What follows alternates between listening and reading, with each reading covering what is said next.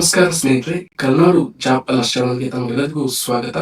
ಸ್ನೇಹಿತರೆ, ಕರ್ನಾಟಕ ವಸತಿ ಶಿಕ್ಷಣ ಸಂಸ್ಥೆಗಳಲ್ಲಿ ಅಧಿಸೂಚನೆ ಹೊರಡಿಸಿರುವಂತಹ ಕನ್ನಡ ಭಾಷಾ ಶಿಕ್ಷಕ ಹುದ್ದೆಗಳಿಗೆ ಇಂದಿನ ತರಗತಿಯಲ್ಲಿ ಕನ್ನಡ ಸಾಹಿತ್ಯ ಚರಿತ್ರೆಯ ಓದು ಹೇಗಿರಬೇಕು ಅನ್ನುವಂತಹ ತರಗತಿಯನ್ನ ಪ್ರಾರಂಭ ಮಾಡಿದೆ.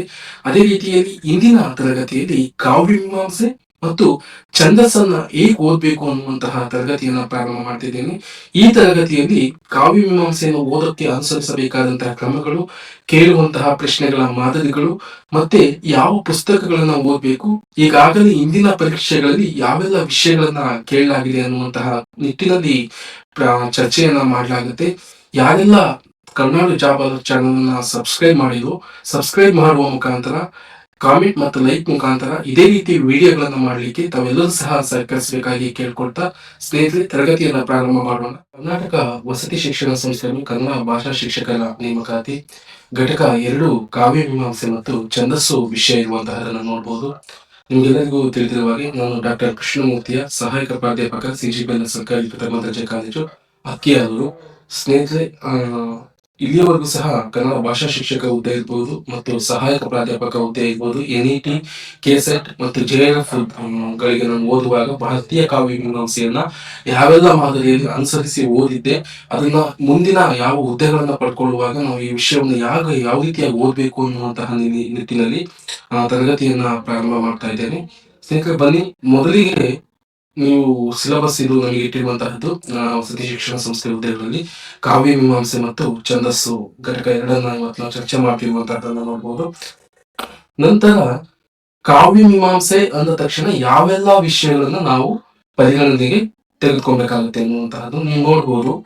ಬರೀ ಕಾವ್ಯ ಮೀಮಾಂಸೆ ಅನ್ನುವಂತಹ ಪರಿಕಲ್ಪನೆ ಇಟ್ಟಿದ್ದಾನೆ, ಅಲ್ಲೆಲ್ಲೂ ಸಹ ಮೆನ್ಷನ್ ಮಾಡಿಲ್ಲ ಸರಿಯಾಗಿ ಭಾರತೀಯ ಕಾವ್ಯ ಮೀಮಾಂಸೆನೋ ಅಥವಾ ಪಾಶ್ಚಾತ್ಯ ಕಾವ್ಯ ಮೀಮಾಂಸೆನೋ ಅನ್ನುವಂತಹದ್ದು. ಹಾಗಾಗಿ ಇಂದಿನ ಪ್ರಶ್ನೆ ಪತ್ರಿಕೆಗಳನ್ನು ನಾವು ಗಮನಿಸಿದಂತಹ ಸಂದರ್ಭದಲ್ಲಿ ಪಾಶ್ಚಾತ್ಯ ಕಾವ್ಯ ಮೀಮಾಂಸೆ ಬಗ್ಗೆನೂ ಪ್ರಶ್ನೆ ಕೇಳಲಾಗಿದೆ, ಹಾಗಾಗಿ ಭಾರತೀಯ ಕಾವ್ಯ ಮೀಮಾಂಸೆ ಬಗ್ಗೆನೂ ಸಹ ಪ್ರಶ್ನೆ ಕೇಳಲಾಗಿದೆ. ಹಾಗಾಗಿ ನಾವೇನ್ ಮಾಡ್ಬೇಕು, ಎರಡೂ ಕಾವ್ಯ ಮೀಮಾಂಸೆಯನ್ನು ಸಹ ಓದ್ಕೊಂಡು ಪರೀಕ್ಷೆಗೆ ಹೋಗುವಂತಹದ್ದು ತುಂಬಾ ಒಳ್ಳೆಯದು. ಹಾಗಾದ್ರೆ ಭಾರತೀಯ ಕಾವ್ಯ ಮೀಮಾಂಸೆ ಇರ್ಬೋದು, ಪಾಶ್ಚಾತ್ಯ ಕಾವ್ಯ ಮೀಮಾಂಸೆ ಇರ್ಬೋದು, ಯಾವೆಲ್ಲ ವಿಷಯಗಳಿರ್ತವೆ, ಯಾವ ವಿಷಯಗಳನ್ನ ನಾವು ಪ್ರಮುಖವಾಗಿ ಓದ್ಕೊಬೇಕು ಅನ್ನುವಂತಹದ್ದು, ಯಾವ ವಿಷಯ ಬೇಕಾದ ಸಹ ಪ್ರಶ್ನೆಗಳನ್ನ ಕೇಳ್ಬೋದು ಈ ಹುದ್ದೆಗಳನ್ನ ಕುರಿತು. ಹಾಗಾಗಿ ನಾವೇನ್ ಮಾಡ್ಬೇಕು, ಸ್ಪಷ್ಟವಾಗಿ ಇರುವಂತಹ ಪ್ರಮುಖವಾದಂತಹ ವಿಷಯಗಳನ್ನ ಕೇಳಿರುವಂತಹದ್ದು, ಪ್ರಶ್ನೆ ಪತ್ರಿಕೆಗಳಲ್ಲಿ ಕೊಟ್ಟಂತಹ ಉತ್ತರಗಳ ಹಿನ್ನೆಲೆಯಲ್ಲಿ ಅಥವಾ ಪ್ರಶ್ನೆಗಳ ಹಿನ್ನೆಲೆಯಲ್ಲಿಯೇ ನಾವೊಂದಿಷ್ಟು ವಿಷಯಗಳನ್ನ ಗಮನಿಸಬೇಕಾಗುತ್ತೆ. ನಾನೀಗ ತೆಗೆದುಕೊಂಡಿರುವಂತಹದ್ದು ಇದು ಎನ್ಇಟಿ ಮತ್ತು ಕೆಸೆಟ್ ನಲ್ಲಿ ಸಮಗ್ರವಾಗಿ ಕಾವ್ಯ ಮೀಮಾಂಸೆಯ ಪರಿಕಲ್ಪನೆಯನ್ನ ಕವರ್ ಮಾಡಿದ್ದಾನೆ. ಈ ಹಿನ್ನೆಲೆಯಲ್ಲಿ ಇದು ಕೊಟ್ಟಂತಹ ಎಲ್ಲಾ ವಿಷಯಗಳನ್ನು ನೀವು ಮೀಮಾಂಸೆಯ ಹಿನ್ನೆಲೆಯಲ್ಲಿ ಓದ್ಕೊಂಡ್ರೆ ಭಾರತೀಯ ಕಾವ್ಯ ಮೀಮಾಂಸೆಯಲ್ಲಿ ಬರುವಂತಹ ಯಾವುದೇ ಪ್ರಶ್ನೆಗಳನ್ನ ಸರಳವಾಗಿ ನೀವು ಉತ್ತರಗಳನ್ನ ಹಾಕಬಹುದು ಅನ್ನುವಂತಹದ್ದು. ಅಂದ್ರೆ ಈ ಎಲ್ಲಾ ವಿಷಯಗಳು ಇದರ ಅಡಿಯಲ್ಲೇ ಕವರ್ ಆಗುವಂತಹದನ್ನು ನಾವು ಬಹುಮುಖ್ಯವಾಗಿ ನೋಡ್ಬೋದು. ನೀವು ಯಾರಾದ್ರೂ ಮೀಮಾಂಸೆಯನ್ನ ಓದ್ತೀನಿ ಅಂದ್ರೆ ಅದು ಬಹುಮುಖ್ಯವಾಗಿ ಕಾವ್ಯ ಮೀಮಾಂಸೆಯ ಪರಿಕಲ್ಪನೆ, ಸ್ವರೂಪ, ಹಿನ್ನೆಲೆ ಓದ್ಲೇಬೇಕು. ಇದರಿಂದಲೇ ಸಹ ಸಾಕಷ್ಟು ಪ್ರಶ್ನೆಗಳನ್ನ ಕೇಳ್ತಾನೆ. ನಂತರ ಕವಿ, ಕಾವ್ಯ, ಸೌಹೃದಯ ಬಗ್ಗೆನೂ ಸಹ ಇದ್ದೇ ಇರುತ್ತೆ. ಇದ್ರ ಬಗ್ಗೆನೂ ಸಹ ಸಾಕಷ್ಟು ಪ್ರಶ್ನೆಗಳು ಬಂದಿರುವಂತಹದನ್ನ ನಾವು ನೋಡ್ಬೋದು. ಇನ್ನಂತೂ ಇದು ವೆರಿ ವೆರಿ ಇಂಪಾರ್ಟೆಂಟ್, ಕಾವ್ಯದ ಲಕ್ಷಣ, ಸ್ವರೂಪ ಮತ್ತು ಪ್ರಯೋಜನಗಳು ಈ ಹಿನ್ನೆಲೆಯಲ್ಲಿ ಬಂದಿರುವಂತಹದನ್ನು ನೋಡ್ಬೋದು. ಮತ್ತೆ ಭಾರತೀಯ ಕಾವ್ಯ ಮೀಮಾಂಸೆಯ ಪ್ರಮುಖ ಪ್ರಸ್ಥಾನಗಳು, ಪ್ರತಿಭೆ, ಉತ್ಪತ್ತಿ, ಅಲಂಕಾರ, ಗುಣ, ಈ ರೀತಿ, ಧ್ವನಿ, ರಸ, ಔಚಿತ್ಯ, ಇವುಗಳ ಬಗ್ಗೆ ಸಹ ಸಾಕಷ್ಟು ಪ್ರಶ್ನೆಗಳು ಈಗಾಗಲೇ ಬಂದಿದ್ದಾವೆ. ನಂತರ ಪ್ರಮುಖ ಭಾರತೀಯ ಮೀಮಾಂಸಕರು ಮತ್ತು ಅವರ ಕೃತಿಗಳು, ಆ ಭರತ, ಭಾಮಹ, ದಂಡಿ, ವಾಮನ, ರಾಜಶೇಖರ, ಕುಂತಕ, ಇವರ ಬಗ್ಗೆನೂ ಸಹ ಕೇಳ್ಬಿಟ್ಟು ಅವರ ಕೃತಿಗಳನ್ನು ಕೇಳಿರುವಂತಹದನ್ನು ನಾವು ಸಾಕಷ್ಟು ಪ್ರಶ್ನೆಗಳನ್ನ ನೋಡೋದಕ್ಕೆ ಸಾಧ್ಯತೆ ಇದೆ. ಇಲ್ಲಿ ಪ್ರಸ್ಥಾನಗಳು ಅಂತ ಏನಿದಾವೋ ಈ ಪ್ರಸ್ಥಾನಗಳ ಬಗ್ಗೆನೂ ಸಹ ಸಾಕಷ್ಟು ಪ್ರಶ್ನೆಗಳನ್ನ ಈಗಾಗಲೇ ಕೇಳಲಾಗಿದೆ. ಇವು ಸಹ ವೆರಿ ವೆರಿ ಇಂಪಾರ್ಟೆಂಟ್ ಭಾರತೀಯ ಕಾವ್ಯ ಮೀಮಾಂಸೆಯಲ್ಲಿ. ನೀವು ಯಾವುದೇ ಪ್ರಶ್ನೆ ಪತ್ರಿಕೆಯನ್ನು ತೆಗೆದುಕೊಂಡ್ರೆ ಆ ಭಾರತೀಯ ಕಾವ್ಯ ಮೀಮಾಂಸೆ ಮತ್ತು ಪಾಶ್ಚಾತ್ಯ ಕಾವ್ಯ ಮೀಮಾಂಸೆ ಇವೆರಡನ್ನೂ ಸೇರಿಸಿ ಕನಿಷ್ಠ 20 ಪ್ರಶ್ನೆಗಳು ಇದ್ದೇ ಇರ್ತವೆ. ನೀವೇನಾದರೂ ಈ ಭಾಗದ ಇಷ್ಟು ವಿಷಯಗಳನ್ನ ಓದ್ಕೊಂಡ್ರೆ ನೀವೇನಾಗುತ್ತೆ, ಸರಳವಾಗಿ ಈ ಪ್ರಶ್ನೆಗಳಿಗೆ ಹಾಕ್ಬಹುದು. ಇದೊಂಥರ ಮ್ಯಾಥಮೆಟಿಕ್ಸ್ ಇದ್ದಂಗೆ, ಒಂದಿಷ್ಟು ನಿಯಮಗಳನ್ನ ಸರಿಯಾಗಿ ಅರ್ಥ ಮಾಡ್ಕೊಂಡ್ರೆ ಇದನ್ನ ಸರಿಯಾದ ರೀತಿಯಲ್ಲಿ ಉತ್ತರಗಳನ್ನ ಹಾಕೋದಿಕ್ಕೆ ಸರಿ ಆಗುತ್ತೆ. ಹಾಗಾಗಿ ಪಾಶ್ಚಾತ್ಯ ಕಾವ್ಯ ಮೀಮಾಂಸೆ ಯಾವುದು ಅಂತ ಓದೋದಿದ್ರೆ, ಪಾಶ್ಚಾತ್ಯ ಕಾವ್ಯ ಮೀಮಾಂಸೆಯ ಸ್ವರೂಪ, ಹಿನ್ನೆಲೆ, ಪಾಶ್ಚಾತ್ಯ ಕಾವ್ಯ ಮೀಮಾಂಸೆಯ ಪರಿಕಲ್ಪನೆಗಳು, ಅನುಕರಣ ನೋಡ್ಬೋದು. ಅನುಕರಣದ ಬಗ್ಗೆ ಇರುವಂತಹ ಪ್ರಶ್ನೆಗಳನ್ನು ಕೇಳಿರ್ಬೋದು. ಕೆಥಾರ್ಸಿಸ್ ಬಗ್ಗೆ ಕೇಳಿರುವಂತಹದ್ದು, ಭವ್ಯತೆ, ಕ್ರಿಯೇಟಿವಿಟಿ, ಇಮ್ಯಾಜಿನೇಷನ್, ಮಾನಸಿಕ ದೂರ, ಕಾವ್ಯ ಪ್ರತಿಮೆ, ವಸ್ತು ಪ್ರತಿರೂಪ, ಪರಂಪರೆ ಮತ್ತು ವ್ಯಕ್ತಿ ಪ್ರತಿಭೆ, ವ್ಯಕ್ತಿತ್ವ ನಿರಸನ, ಅಭಿವ್ಯಕ್ತಿ ಮತ್ತು ಸಮೂಹ ತತ್ವ, ಇವುಗಳೆಲ್ಲವುಗಳ ಬಗ್ಗೆಯೂ ಸಹ ಸಾಕಷ್ಟು ಪ್ರಶ್ನೆಗಳು ಈಗಾಗಲೇ ಕೇಳಿರುವಂತಹ ನೋಡಬಹುದು. ಈಗ ಯಾರಾದ್ರೂ ಪ್ರಶ್ನೆ ಪತ್ರಿಕೆಯನ್ನು ತೆಗೆಯಲಿಕ್ಕೆ ಒಬ್ಬ ರಿಸೋರ್ಸ್ ಪರ್ಸನ್ ಕುತ್ಕೊಂಡ ಅಂದ್ರೆ ಅವನಿಗೆ ಗೊತ್ತಿರುವಂತಹ ಈ ಪ್ರಮುಖ ವಿಷಯಗಳ ಬಗ್ಗೆ ಕೇಳ್ತಾನೆ. ಈ ವಿಷಯಗಳನ್ನ ಯಾವುದೇ ಕಾರಣಕ್ಕೂ ಬಿಡೋದಿಲ್ಲ. ಇಲ್ಲಿರುವಂತಹ ಅಂದ್ರೆ ಇವು ಪಾಶ್ಚಾತ್ಯ ಕಾವ್ಯಮೀಮಾಂಸೆ ಪರಿಕಲ್ಪನೆಗಳಲ್ಲಿ ಪ್ರಮುಖವಾದಂತಹ ವಿಷಯಗಳಾಗಿರ್ತವೆ. ಇಂತಹ ವಿಷಯಗಳನ್ನ ನೇರವಾಗಿ ಕೇಳಲಾಗುತ್ತೆ. ಅದೇ ರೀತಿ ಪ್ರಮುಖ ಮೀಮಾಂಸಕಾರರು ಯಾರು ಅಂದ್ರೆ ಈ ಪ್ಲೇಟೋ ಬಗ್ಗೆ ಈಗಾಗಲೇ ಕೇಳಿರುವಂತಹದ್ದು, ಅರಿಸ್ಟಾಟಲ್ ಬಗ್ಗೆ ಕೇಳಿರುವಂತಹದ್ದು, ಓರೆಸ್, ಲಾಜಿನಸ್, ಕ್ರೋಚೆ, ಸ್ವಾಮ್ಯಲ್ ಜಾನ್ಸನ್, ವರ್ಡ್ಸ್ವರ್ತ್, ಕೋಲ್ರಿಜ್ ಇವರೆಲ್ಲರ ಬಗ್ಗೆ ಸಹ ಸಾಕಷ್ಟು ಪ್ರಶ್ನೆಗಳನ್ನ ಕೇಳಿರುವಂತಹದ್ದು. ಹಾಗಾಗಿ ಅಲ್ಲಿ ಕೊಟ್ಟಿರುವಂತಹ ಪಠ್ಯಕ್ರಮದಲ್ಲಿ ಕಾವ್ಯ ಮೀಮಾಂಸೆ ಅನ್ನುವಂತಹ ಪರಿಕಲ್ಪನೆಯನ್ನ ಯಾವೆಲ್ಲ ವಿಷಯಗಳನ್ನ ಓದ್ಬೇಕು ಅನ್ನುವಂತಹದನ್ನ ಕೊಟ್ಟಿದ್ದಲೇ ಇರೋದ್ರಿಂದ ನೀವು ಯಾವುದನ್ನ ಓದ್ಬೇಕು ಅಂದ್ರೆ ಇಷ್ಟು ವಿಷಯಗಳನ್ನ ನೀವು ಮೀಮಾಂಸೆಯ ಅಡಿಯಲ್ಲಿ ಫುಲ್ ಕವರ್ ಮಾಡ್ಕೊಂಡು ಓದ್ಬೇಕಾಗಿರುತ್ತೆ. ಈ ಪುಸ್ತಕಗಳನ್ನ ತೆಗೆದುಕೊಂಡಾಗ ಭಾರತೀಯ ಕಾವ್ಯಮೀಮಾಂಸೆಗೆ ಬೇರೆ ಪುಸ್ತಕ ಇರುತ್ತೆ, ಪಾಶ್ಚಾತ್ಯ ಕಾವ್ಯಮೀಮಾಂಸೆಗೆ ಬೇರೆ ಪುಸ್ತಕಗಳು ಇರ್ತವೆ. ಹಾಗಾಗಿ ಈ ಎರಡು ಪುಸ್ತಕಗಳನ್ನ ಬೇರೆ ಬೇರೆ ವಿಂಗಡಣೆ ಮಾಡಿಕೊಂಡು ಅದು ಓದುವಂತಹ ಪ್ರಯತ್ನವನ್ನ ಮಾಡಬೇಕಾಗುತ್ತೆ. ಇದು ನಾವು ಒಂದು ಪಠ್ಯಕ್ರಮವನ್ನು ಅರ್ಥೈಸಿಕೊಳ್ಳುವಂತಹ ರೀತಿ ಮತ್ತು ಪರೀಕ್ಷೆಗೆ ಇವೆಲ್ಲಾ ವಿಷಯಗಳ ಅಡಿಯಲ್ಲಿ ಬರುವಂತಹ ಪ್ರಶ್ನೆಗಳನ್ನ ಗಮನಿಸಬೇಕಾಗುತ್ತೆ ಅನ್ನುವಂತಹದ್ದು. ಈ ಪರೀಕ್ಷೆಗೆ ಹೋಗಿ ಈ ವಿಷಯಗಳ ಮಾನದಂಡಗಳ ಹಿನ್ನೆಲೆಯಲ್ಲಿ ಮೀಮಾಂಸೆಯ ಪ್ರಶ್ನೆಗಳನ್ನ ಕೇಳಲಾಗುತ್ತೆ. ನಿಮ್ಗೆ ಮುಂದೆ ಯಾವ ಪುಸ್ತಕದಲ್ಲಿ ಯಾವ ರೀತಿಯಾಗಿ ಹಿಂದಿನ ಪ್ರಶ್ನೆಗಳು ಬಂದಿದಾವೆ, ಅವನ್ನ ಯಾವ ರೀತಿಯಾಗಿ ನಾವು ಓದಿ ಅದನ್ನ ಅರ್ಥ ಮಾಡ್ಕೊಬೇಕು ಅನ್ನುವಂತಹ ಹಿನ್ನೆಲೆಯಲ್ಲಿ ಚರ್ಚೆಯನ್ನು ಮಾಡ್ತೇನೆ. ನಂತರ ಕಾವ್ಯ ಮೀಮಾಂಸೆಯನ್ನು ಓದಲು ಅನುಸರಿಸಬೇಕಾದಂತಹ ಕ್ರಮಗಳು ಯಾವುವು ಅನ್ನುವಂತಹದ್ದು. ಯಾವ ಕ್ರಮಗಳನ್ನು ಅನುಸರಿಸಬೇಕು? ಮೊದಲು ಒಂದಿಷ್ಟು ಪಾಯಿಂಟ್ಸ್ ಗಳನ್ನ ನಾನು ಇಲ್ಲಿ ಗುರುತಿಸಿದ್ದೀನಿ.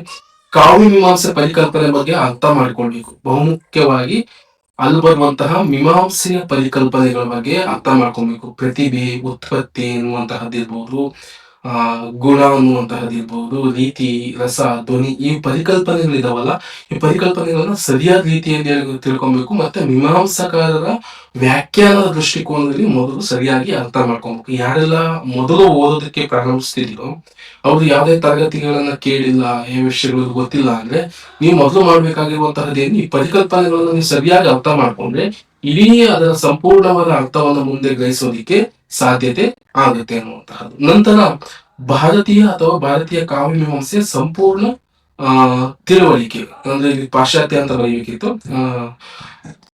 ಭಾರತೀಯ ಅಥವಾ ಪಾಶ್ಚಾತ್ಯ ಕಾವ್ಯಮೀಮಾಂಸೆ ಸಂಪೂರ್ಣ ತಿಳುವಳಿಕೆ, ಅಂದ್ರೆ ಮೀಮಾಂಸೆ ಅಂದ್ರೆ ಏನು, ಯಾವುದಕ್ಕೋಸ್ಕರ ಅದನ್ನ ನಮಗೆ ಅಧ್ಯಯನ ಮಾಡ್ತಾ ಇದೀವಿ ಅನ್ನುವಂತಹದ್ದು ಬಹಳ ಮುಖ್ಯವಾಗಿ ತಿಳ್ಕೊಬೇಕು. ಅಂದ್ರೆ ಅಲ್ಲೇ ಹೇಳ್ತಾರೆ ಭಾರತೀಯ ಕಾವ್ಯ ಮೀಮಾಂಸೆ ಅನ್ನುವಂತಹದನ್ನ ಹೇಳ್ತಿರುವಂತಹದನ್ನ ನೋಡ್ಬೋದು. ಕಾವ್ಯವನ್ನ ರಚನೆ ಮಾಡೋದಕ್ಕೋಸ್ಕರ ಕವಿ ಯಾವೆಲ್ಲ ನಿಯಮಗಳನ್ನ ಅನ್ವಯಿಸ್ತಾನೆ, ಕಾವ್ಯವನ್ನ ಹೇಗೆ ಕಟ್ಟಲಾಗುತ್ತೆ ಅನ್ನುವಂತಹ ಹಿನ್ನೆಲೆಯಲ್ಲಿ ನೀವು ನೋಡಕ್ ಹೋದಾಗ ಭಾರತೀಯರ ಚಿಂತನೆಗಳೇನು, ಪಾಶ್ಚಾತ್ಯರ ಚಿಂತನೆಗಳೇನು ಅನ್ನುವಂತಹದನ್ನು ನೀವೇನ್ ಮಾಡ್ಬೇಕು, ಅದರ ಸಂಪೂರ್ಣವಾದ ತಿಳುವಳಿಕೆ ಹಿನ್ನೆಲೆಯಲ್ಲಿ ತಿಳ್ಕೊಬೇಕು. ಮತ್ತೆ ವ್ಯಾಖ್ಯಾನಗಳ ಬಗ್ಗೆ ತಿಳುವಳಿಕೆ ಎನ್ನುವಂತಹದ್ದು. ಈ ವ್ಯಾಖ್ಯಾನಗಳು ಜಾಸ್ತಿ ಪ್ರಶ್ನೆಗಳನ್ನ ಪರೀಕ್ಷೆಯಲ್ಲಿ ಕೇಳುವಂತಹದ್ದು. ಅದರಲ್ಲಿ ಒಂದಿಷ್ಟು 6-7-20ರಲ್ಲಿ 6-7 ಪ್ರಶ್ನೆಗಳು ಈ ವ್ಯಾಖ್ಯಾನಗಳ ಬಗ್ಗೆನೇ ಇರ್ತವೆ.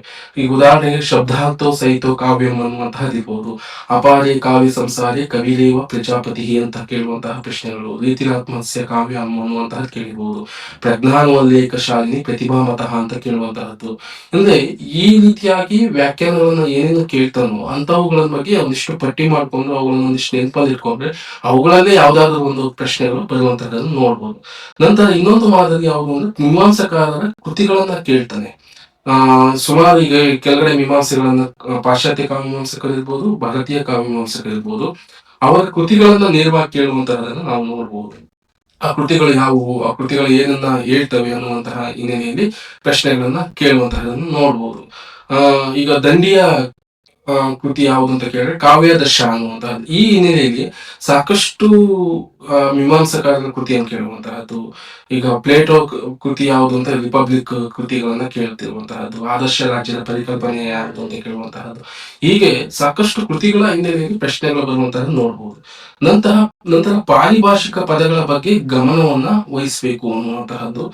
ಯಾವುದೋ ಮೀಮಾಂಸೆಯ ಪರಿಕಲ್ಪನೆಗಳಿರ್ತವೆ, ಯಾರೋ ಮೀಮಾಂಸಕಾರ ಹೇಳ್ತಾನೆ ಸಾಧಾರಣೀಕರಣ ಅನ್ನುವಂತಹದ್ದು, ಅಥವಾ ಹೃದಯ ಸಂವಾದ ಅನ್ನುವಂತಹದ್ದು, ಇಲ್ಲ ಅಂದ್ರೆ ಈ ಕಡೆ ಪಾಶ್ಚಾತ್ಯ ಕಾವ್ಯಮೀಮಾಂಸೆಯಲ್ಲಿ ಹೇಳುವಂತಹ ಸಂದರ್ಭದಲ್ಲಿ ಪ್ರತಿಮೆಗಳು ಅನ್ನುವಂತಹದನ್ನ ಹೇಳುವಂತಹದ್ದು, ಕೆಥಾರ್ಸಿಸ್ ಅನ್ನುವಂತಹ ಹೇಳುವಂತಹದ್ದಿರ್ಬೋದು. ಈಗ ವಸ್ತು ಪ್ರತಿರೂಪ ಅನ್ನುವಂತಹದ್ದು, ಟಿ ಎಸ್ ಎಲಿಯಟ್ ಅನ್ನೋ ವಿಚಾರಗಳು. ಅಂದ್ರೆ ಈ ರೀತಿ ಪಾರಿಭಾಷಿಕ ಪದಗಳ ಬಗ್ಗೆ ಒಂದಿಷ್ಟು ಗಮನವನ್ನು ಇಟ್ಕೊಬೇಕು. ಇವುಗಳ ಬಗ್ಗೆ ಸಹ ಹೆಚ್ಚು ಪ್ರಶ್ನೆಗಳನ್ನ ಕೇಳಲಾಗುತ್ತೆ. ನಂತರ ಭಾರತೀಯ ಮತ್ತು ಪಾಶ್ಚಾತ್ಯ ಕಾವ್ಯಮೀಮಾಂಸೆಯ ತೌಲನಿಕ ಪರಿಕಲ್ಪನೆ. ಈಗ ಭಾರತೀಯ ಕಾವ್ಯಮೀಮಾಂಸೆ ಅನ್ನುವಂತಹದ್ದು ಇದೆ ಅಂದಾಗ ಅದನ್ನ ನಮ್ಮ ಮೀಮಾಂಸಾಕಾರರು ಏನ್ ಮಾಡಿದ್ದಾರೆ, ಪಾಶ್ಚಾತ್ಯ ಕಾವ್ಯಮೀಮಾಂಸೆ ಕಡೆಗೆ ಅದನ್ನ ಹೋಲಿಸಿ ಆ ಮೀಮಾಂಸೆಯನ್ನ ಕಟ್ಟಲಾಗಿದೆ. ಹಾಗಾಗಿ ಪಾಶ್ಚಾತ್ಯ ಕಾವ್ಯಮೀಮಾಂಸೆಯ ಆ ವಿಚಾರಧಾರೆಗಳು ನಮ್ಮ ಭಾರತೀಯ ಕಾವ್ಯಮೀಮಾಂಸೆ ಯಾವೆಲ್ಲ ವಿಚಾರಧಾರೆಗಳಿಗೆ ಸಹಯೋಗವನ್ನ ಹೊಂದಿದೆ ಅಥವಾ ಅದನ್ನ ತೌಲನಿಕವಾಗಿ ನೋಡ್ಬೋದು ಅನ್ನುವಂತಹದನ್ನ ನಾವು ಬಹುಮುಖ್ಯವಾಗಿ ನೋಡ್ಬೇಕಾಗುತ್ತೆ. ಉದಾಹರಣೆಗೆ ಮಾನಸಿಕ ದೂರ ಪರಿಕಲ್ಪನೆಯನ್ನು ಸಾಧಾರೀಕರಣದ ಹಿನ್ನೆಲೆಯಲ್ಲಿ ನೋಡುವಂತಹದನ್ನ ನಾವು ನೋಡ್ಬೋದು. ಆ ಪ್ರತಿಭೆ ಅನ್ನುವಂತಹದನ್ನ ಅಥವಾ ಇಮ್ಯಾಜಿನೇಷನ್ ಅನ್ನುವಂತಹ ಪರಿಕಲ್ಪನೆಗಳನ್ನ ನಾವು ಸಾಕಷ್ಟು ತೌಲನಿಕವಾಗಿ ಅಭ್ಯಾಸ ಮಾಡಿರುವಂತಹದನ್ನು ನೋಡ್ಬೋದು. ಈ ಹಿನ್ನೆಲೆಯಲ್ಲಿ ತೌಲನಿಕವಾಗಿ ಆ ವಿಚಾರಗಳನ್ನ ಅರ್ಥ ಮಾಡ್ಕೊಬೇಕಾಗುತ್ತೆ. ಇನ್ನೊಂದು ರಸ ಧ್ವನಿ ಪ್ರಭೇದಗಳ ಬಗ್ಗೆ ಮಾಹಿತಿಯನ್ನ ತಿಳ್ಕೊಬೇಕು ಅನ್ನುವಂತಹದ್ದು.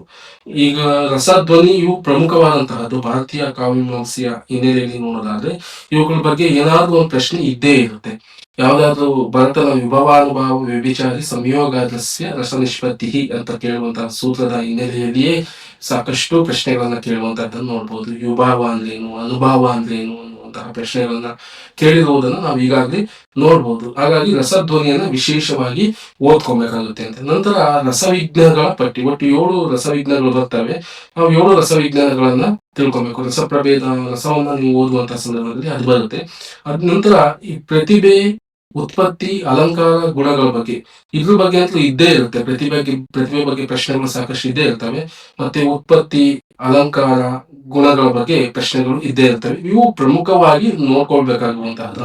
ನಾವು ಮೀಮಾಂಸೆಯನ್ನು ಓದ್ತಾ ಇದ್ದೀವಿ ಅಂದ್ರೆ ಇಷ್ಟೆಲ್ಲಾ ವಿಚಾರಗಳು ನಮ್ಮ ತಲೆಯಲ್ಲಿರ್ಬೇಕು. ಈ ಹಿನ್ನೆಲೆಯಲ್ಲಿ ಪ್ರಶ್ನೆಗಳು ಬರ್ತವೆ. ಹಾಗಾಗಿ ಇದು ಪ್ರಮುಖವಾದಂತಹ ವಿಚಾರ ಅನ್ನುವಂತಹ ಹಿನ್ನೆಲೆಯಲ್ಲಿ. ನಂತರ ಯಾವೆಲ್ಲ ಪ್ರಶ್ನೆಗಳನ್ನ ಕೇಳುವ ಮಾದರಿ ಹೇಗಿರುತ್ತೆ ಮೀಮಾಂಸೆಯಲ್ಲಿ ಅಂತ ನೀವು ನೋಡೋದಿದ್ರೆ, ಮೊದಲನೇದಾಗಿ ನೀವು ಗಮನಿಸಬಹುದು, ನೇರವಾಗಿ ವ್ಯಾಖ್ಯಾನವನ್ನ ಕೇಳ್ತಾನೆ. ಆಗ್ಲೇ ಹೇಳ್ತಾ ಇದ್ನಲ್ಲ, ಶಬ್ದಾರ್ಥೋ ಸಮಿತೋ ಕಾವ್ಯಂ ಅನ್ನುವಂತಹದ್ದು, ರೀತಿರಾತ್ಮಕ ಕಾವ್ಯ ಅನ್ನುವಂಥದ್ದು, ರಮಣೀಯಾರ್ಥ ಪ್ರತಿಪಾದಕ ಕಾವ್ಯಂ ಅನ್ನುವಂತಹದ್ದು, ವಾಕ್ಯಂ ರಸಾತ್ಮಕಂ ಕಾವ್ಯಂ ಅನ್ನುವಂತಹದ್ದು. ಈ ರೀತಿ ಬೇರೆ ಬೇರೆ ಹಿನ್ನೆಲೆಯಲ್ಲಿ ತವದಿಷ್ಟಾರ್ಥ ವ್ಯವಚಿನ್ನ ಪದವಲಿ ಎನ್ನುವಂತಹದ್ದು ಕೇಳಿರ್ಬೋದು. ಹಾಗಾಗಿ ವ್ಯಾಖ್ಯಾನಗಳನ್ನ ಕೇಳ್ಬಿಟ್ಟು ಇದು ಯಾರ್ದು ಅಂತ ಕೇಳುವಂತಹದ್ದು, ಯಾವ ಮೀಮಾಂಸಕಾರ ಹೇಳಿರುವಂತಹದ್ದು ಕೇಳ್ತಾನೆ. ಇನ್ನೊಂದು ಕೃತಿಗಳನ್ನ ಬರೆದಿರುವವರು ಯಾರು ಅನ್ನುವಂತಹದ್ದು, ಕಾವ್ಯಾದರ್ಶ, ಕಾವ್ಯಾಲಂಕಾರ ಸೂತ್ರವೃತ್ತಿ, ಕಾವ್ಯಾಲಂಕಾರ ಕೃತಿ, ಈ ರೀತಿ ಹಿನ್ನೆಲೆಯಲ್ಲಿ ದುನ್ಯಾಲೋಕವನ್ನ ಬರೆದವರು ಯಾರು, ಈ ರೀತಿ ಕೃತಿಗಳನ್ನ ಕೇಳ್ಬಿಟ್ಟು ಯಾರು ಬರೆದಿರುವಂತಹ ಕೇಳಿರುವಂತಹದ್ದು. ನಂತರ ಪರಿಕಲ್ಪನೆಯನ್ನ ಯಾರು ಚರ್ಚಿಸಿದರು ಅಂತ ಕೇಳುವಂತಹದ್ದು.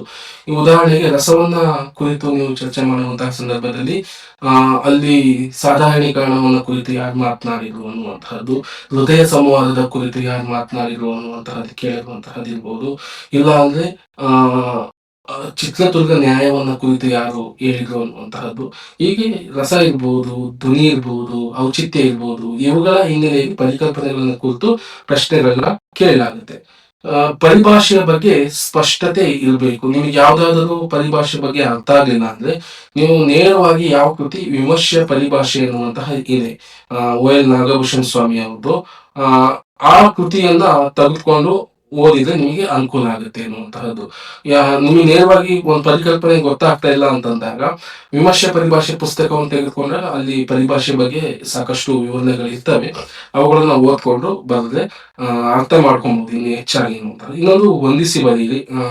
ಮೀಮಾಂಸಕಾರರ ಹೆಸರುಗಳನ್ನ ಕೊಟ್ಬಿಟ್ಟು ಅವರ ಕೃತಿಗಳನ್ನ ಕೊಡುವಂತಹದ್ದು, ಇಲ್ಲ ಮೀಮಾಂಸಕಾರರ ಹೆಸರನ್ನ ಕೊಟ್ಟು ಅವರ ಚಿಂತನೆಗಳನ್ನ ಕೊಡುವಂತಹದ್ದು, ಈ ಮಾದರಿಗಳನ್ನ ಅನುಸರಿಸುವಂತಹ ನೋಡ್ಬೋದು. ನಂತರ ಸಂಸ್ಕೃತ ಸೂತ್ರಗಳ ಬಗ್ಗೆ ಕೇಳುವಂತಹದ್ದು. ಉದಾಹರಣೆಗೆ ಈಗಾಗಲೇ ಹೇಳ್ತಾ ಇದ್ದೆ, ರಸದ ಸೂತ್ರ, ವಿಭವಾನುಭಾವ ವಿಚಾರಿ ಸಂಯೋಗ ರಸ ನಿಷ್ಪತ್ತಿ ಎನ್ನುವಂತಹದ್ದು. ಇದು ಇಡೀ ರಸ ಸಿದ್ಧಾಂತವನ್ನ ಅರ್ಥ ಮಾಡ್ಕೊಳ್ಳಿಕ್ಕಿರುವಂತಹ ಒಂದು ಸೂತ್ರ. ಈ ತರದ ಸಾಕಷ್ಟು ಸೂತ್ರಗಳನ್ನ ನೀವು ನೋಡ್ಬೋದು. ಆ ಸೂತ್ರಗಳ ಹಿನ್ನೆಲೆಯಲ್ಲಿ ಪ್ರಶ್ನೆಗಳನ್ನ ಕೇಳುವಂತಹದನ್ನು ನಾವು ನೋಡ್ಬೋದು. ಆ ತರದ ಸೂತ್ರಗಳನ್ನೆಲ್ಲ ಸರಿಯಾಗಿ ಗಮನವಿಟ್ಟು ನೋಡ್ಕೋಬೇಕಾಗುತ್ತೆ. ಇನ್ನೊಂದು ಮೀಮಾಂಸೆಯ ಗ್ರಹಿಕೆ ಪರೀಕ್ಷೆ ಇತ್ಯಾದಿ. ಅಂದ್ರೆ ಸಂಪೂರ್ಣವಾಗಿ ನಾವು ಓದ್ತಾ ಇದ್ದೀವಿ ಅಂದ್ರೆ ಕವಿಗಳು ಕಾವ್ಯದ ಕುರಿತು ತಮ್ಮ ಅನಿಸಿಕೆಗಳನ್ನ ಚರ್ಚೆಗಳನ್ನ ಮಾಡ್ತಾ ಹೋಗ್ತಾರೆ. ಅದನ್ನ ಮಾತ್ರ ನೀವು ಗ್ರಹಿಸ್ತಾ ಹೋಗ್ಬೇಕು ಅನ್ನುವಂತಹದ್ದು. ಇದನ್ನ ನೀವು ಗ್ರಹಿಸಿದಂತಹ ಸಂದರ್ಭದಲ್ಲಿ ಪರೀಕ್ಷೆ ಅನ್ನುವಂತಹದ್ದು ಸರಳ ಆಗ್ತಾ ಹೋಗುತ್ತೆ, ಇನ್ನೂ ಹೆಚ್ಚು ಅಂಕಗಳನ್ನ ಪಡ್ಕೊಂತಾ ಹೋಗ್ಬೋದು. ಹಾಗಾಗಿ ಪ್ರಶ್ನೆ ಕೇಳುವಂತಹ ಮಾದರಿಗಳನ್ನ KPSC ಇರ್ಬೋದು, KEA ಇರ್ಬೋದು, ಇಷ್ಟು ಅಂಶಗಳನ್ನ ಬಹುಮುಖ್ಯವಾಗಿ ಗಮನಿಸ್ತಾರೆ. ಇಷ್ಟು ಅಂಶಗಳು ನಿಮ್ ತಲೆಯಲ್ಲಿದ್ರೆ ಅತಿ ಹೆಚ್ಚು ಅಂಕಗಳನ್ನ ಹಾಕೋದಿಕ್ಕೆ ಸಹಾಯ ಆಗುತ್ತೆ ಅನ್ನುವಂತಹದ್ದು. ನಂತರ ಬರುವಂತಹ ಇಷ್ಟು ಪ್ರಶ್ನೆಗಳು ಬಂದಿರುವಂತದ್ದು ನೋಡೋಣ. ಇವುಗಳ ಚರ್ಚೆಯನ್ನ ನೋಡ್ಬೋದು. ಕಾವ್ಯ ಮೀಮಾಂಸೆಯಲ್ಲಿ ಇತಿವೃತ್ತ ಎಂದರೆ ನೋಡುವಂತಹ ಪ್ರಶ್ನೆಯನ್ನ ನೋಡ್ಬೋದು. ಇದು ಪ್ರಶ್ನೆಯನ್ನು ಎಲ್ಲಿ ಕೇಳಿದಾನೆ ಅನ್ನುವಂತಹದನ್ನ ಬಹುಮುಖ್ಯವಾಗಿ ನಾವು ನೋಡೋದಿದ್ದನ್ನ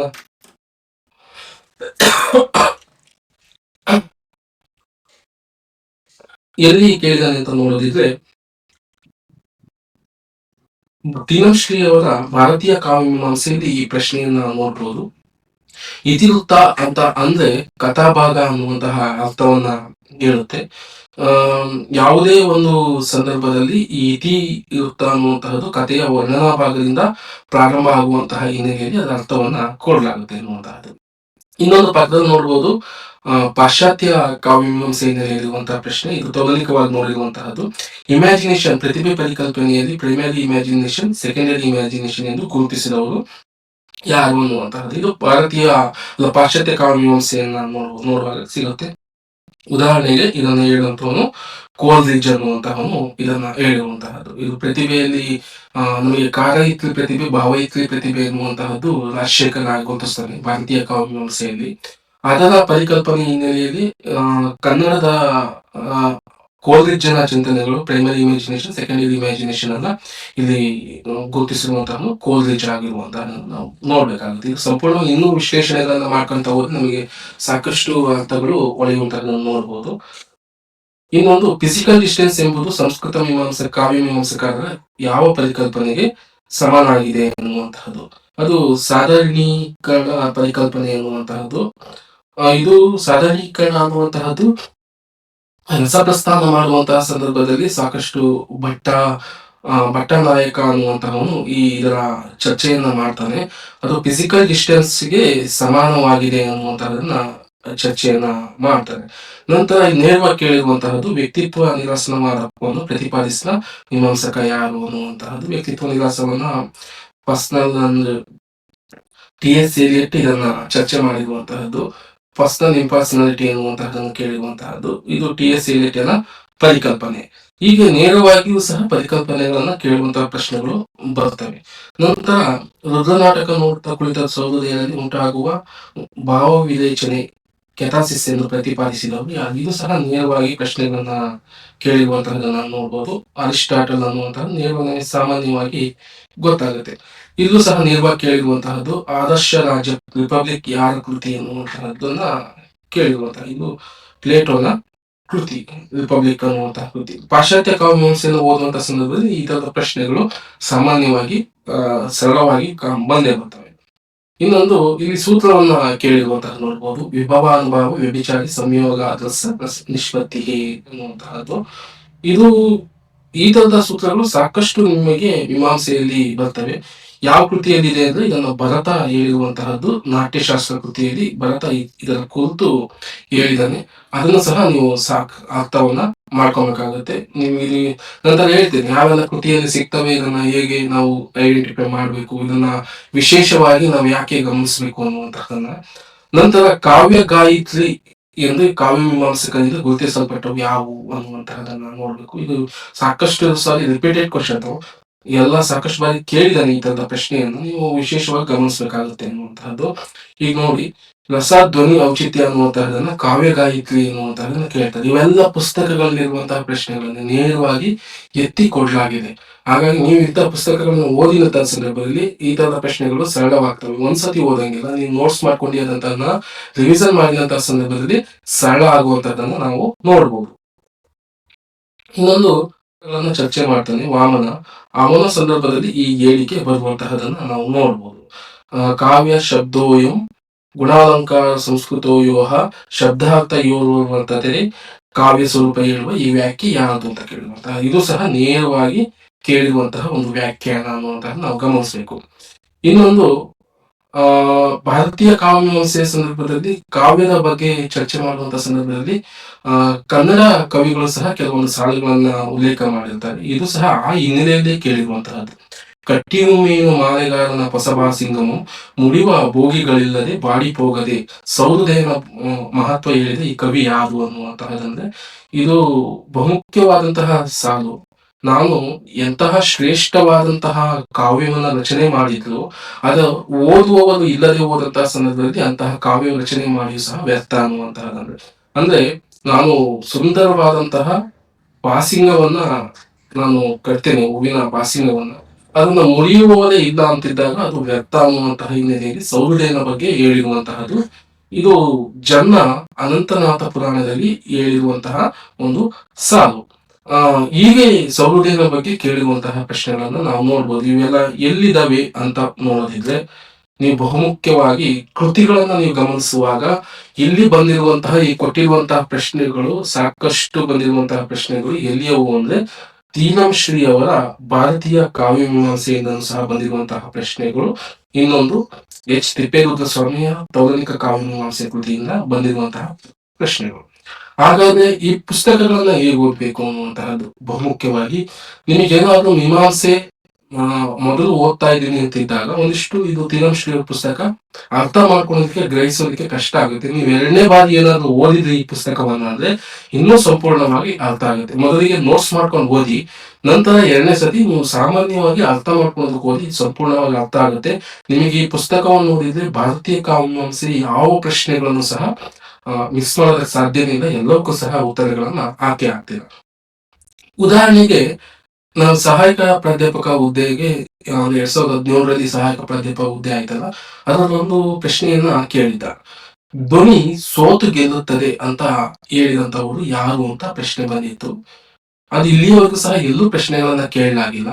ಆ ಪ್ರಶ್ನೆಯನ್ನ ಹುಡುಕಿಂತ ಹೋದಾಗ ಎಲ್ಲಿದೆ, ಯಾವ ಪುಸ್ತಕದಲ್ಲಿದೆ ಅಂತಿದ್ದಾಗ ಅದು ಭಾರತೀಯ ಕಾವ್ಯ ಮೀಮಾಂಸೆಯಲ್ಲಿ ಇದ್ದದ್ದು. ಅಂಬಳಿಕೆ ಹಿರಿಯಣ್ಣ ಅನ್ನುವಂಥವರು ಪ್ರಸ್ತಾಪ ಮಾಡಿದಂತಹ ಪ್ರಶ್ನೆ ಅದು ಈ ಪುಸ್ತಕದಲ್ಲಿ ಇದೆ. ಕೊನೆ ಸಂದರ್ಭದಲ್ಲಿ ನೋಡಿ, ಹಂಗಂದ್ರೆ ಪ್ರಶ್ನೆ ತೆಗೆಯುವಂತವರು ಎಲ್ಲಿ ತೆಗೆದಿದ್ದಾರೆ ಈ ಪುಸ್ತಕವನ್ನ ಆಧಾರವಾಗಿ ಇಟ್ಕೊಂಡು ತೆಗೆದಿದ್ದಾರೆ ಎನ್ನುವಂತಹದ್ದು.